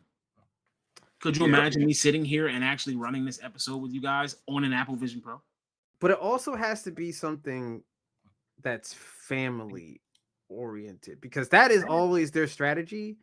Because with the Switch, the Joy-Cons become their own separate controllers, so you can play pretty much almost any game on there with two controllers that you have access to because of the Joy-Cons, right? Yeah, but what if you had like an augmented reality? What if you had a Apple Vision Pro style of thing that when you come home and put it in the dock to charge it, it just projects onto the television? True. But what about when you're out? Because I think, like, how do you share that when you're out? You see what I'm saying? Like, that's what I'm thinking. Like, I'm not saying that it couldn't be AR. I'm just saying, like, Nintendo has this thing where they want people to play together, right? True. But how do you make AR work? But you don't share, like you didn't share anything about the DS or the Wii or the Wii U when you were. Yeah, but those were handhelds, though. That we're talking about. We're not talking about even we're talking handhelds, or mounted. We're talking about consoles, Switch like, successor here, though. And Switch successor has to be something that people can share in some way. So I don't know. I just get the feeling that Nintendo is going to do something crazy, and they're not going to give us a successor to the Switch. They're just going to give us another console. Period. Like, they're just going to give us something, and that something is going to be different. Because when have they gone back to the same thing twice? They never have. Sure, the Wii U, kinda, but that tablet controller kind of made it. Tablet different. controller was different. That's what I'm saying. But like, you could still use your Wii Joy-Cons and all of that stuff. Yeah. Your Wiimotes. I don't know what the gimmick would be if they decide not to do. They got to figure something out. Absolutely. I mean, the writing's kind of on the wall now because they're sunsetting the Switch store in China, which I'm assuming means that they're going to start sunsetting in other places too. Mm-hmm. But I think they said it comes at the end of 2027. So we may not see a successor until what? Possibly 2028? Maybe. That would be We'll see before that. When you sunset, you don't sunset and then like release afterwards. You sunset and then like you put out your new product and Then during the sunset, sunset yeah. period. Like, because then I could see 2026 being the release of. I could see Nintendo's next 25 console. or 26. I think we get an announcement in 25. Announce it 25, release 2026 is what I'm betting on. What year did the Switch come out? 2017. 17. 18, 19, 20. We've had the Switch for a while now. We're kind of getting into the cycle because GameCube was 7-1, Wii was 06. So 21, 12. Yeah. around 21 was like the halfway point of that life cycle. Yeah. Which means that right now the Switch itself should be sunsetting as a normal functioning console. It's kind of weird that, like, thinking about it now, my Switch is like 4 years old. Like, what? 4 years old and you didn't get it until what? Monster Hunter Rise? Yeah. I don't think it's that old. I think Monster Hunter Rise came out in I'm about to say, yeah, you got yours at launch.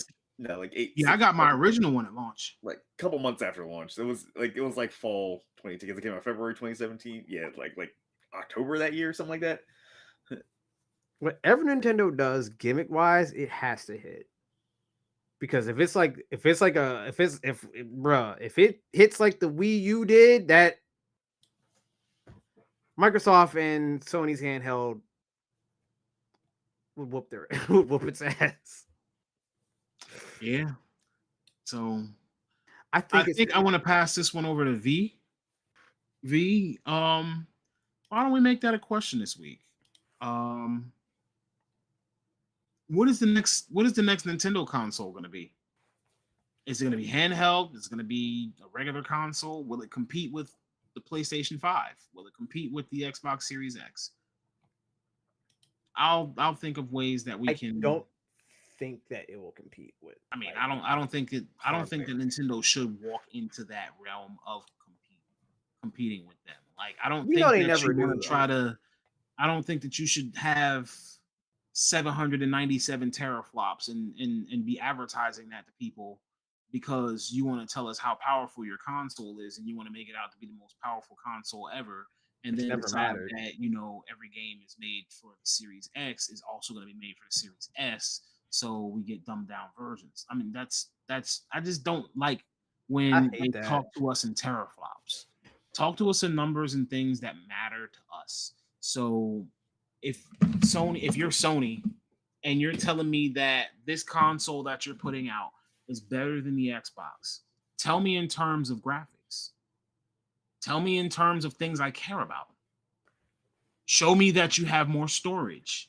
Show me that the graphics are different. It's crazy because Nintendo don't got to do none of that hardware talk. They don't because they're not competing. They just like, hey, here's this game. Everybody's like, oh my god! Every time. And at the end of the day, people just want games. They just want good, That's fun what we're here games. for. They don't care about graphics. Like, hold up.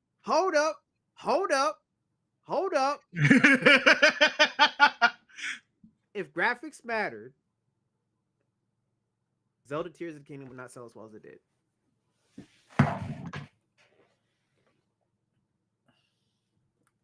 Got a point. Sure. But if performance mattered, Tears of the Kingdom don't sell as good as it did. People who bought Tears of the Kingdom give a fuck about performance. Do you know how often that gamers talk about their FPS? They give a pass on certain console games, though. Yeah. Right. Oh, it's 30 FPS. That game barely ran in 30. That game ran in 24 to 28 FPS. The Switch only has less than a gig of memory, a gig of RAM. No game on that thing runs at 1080p.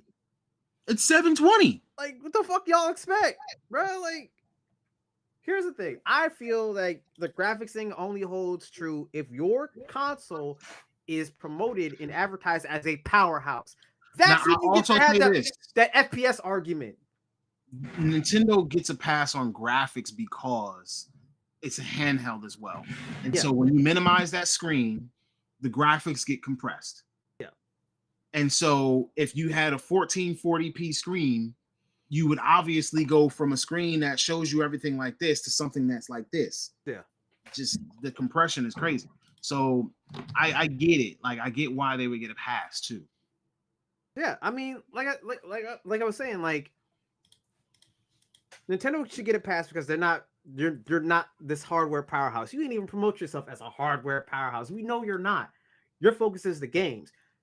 Microsoft and Sony, however, y'all two motherfuckers promote yourselves as having powerful consoles. Therefore, that whole FPS thing got to go towards y'all two. Yeah, it makes sense. Makes sense because you can't be talking that most powerful console ever. Oh, all these teraflops. Look at this, the ray tracing and all of the shit, and you're not at 60 FPS. Like, I just hate to be talked down to in teraflops. It just feels weird. Like, at this what is a point, teraflop? Give me a unit or measurement that matters. Like, even as a PC person, I don't care about the teraflops of processing power that you have. so Tell me what GPU you got so I can compare it to what I know in computers. Yeah, just do an easy comparison. Be like, oh, it's equivalent to a 3080 or 3080 or 4090. 4070 You know what I'm saying? Like that.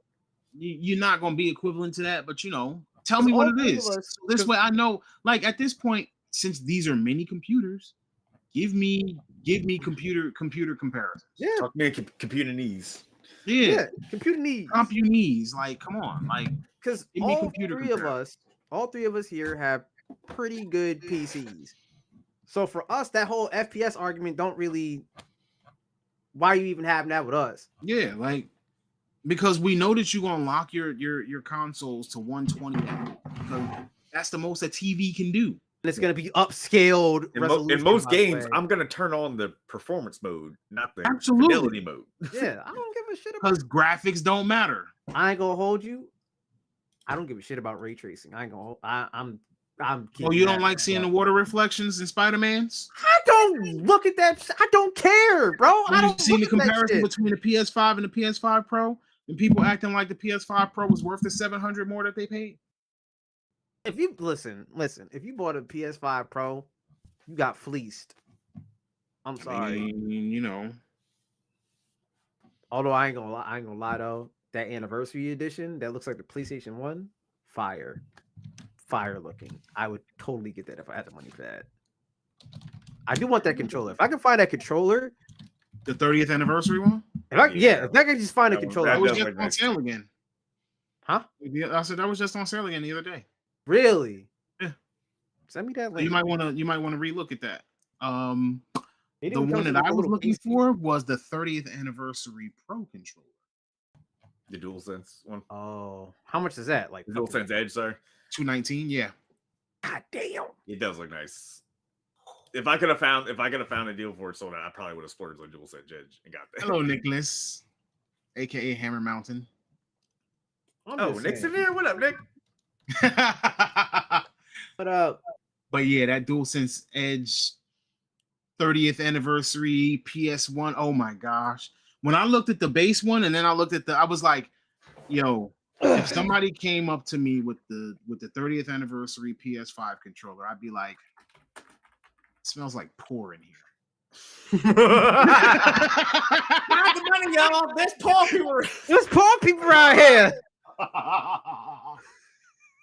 It smells like poor in here. Like you weren't fast enough. You didn't have enough money to get the DualSense Edge, bro. Ew.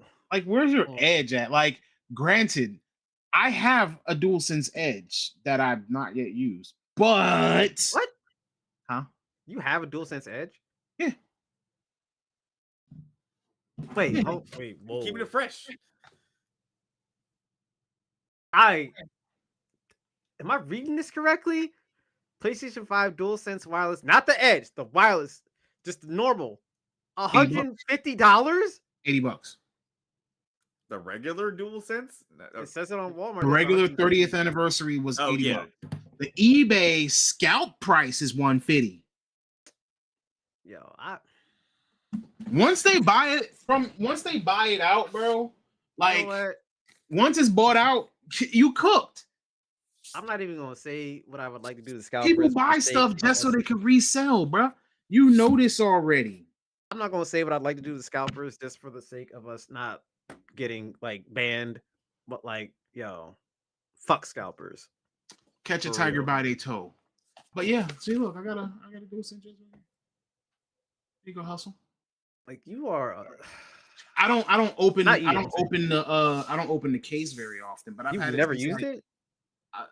I've used it. No, I've not used it actually. I lied. It's just not, bro. This is like you have a Lamborghini that you don't drive. This is literally like you have a Lamborghini that you It's never pretty, though. drive, bro. It's pretty. It dope. is pretty, isn't it? It is. Every time I look at it, I'm like, God damn. This Mhm. motherfucker literally has a supercar that he ain't driving. It even got the little flat back here. What's that do? So I can charge it.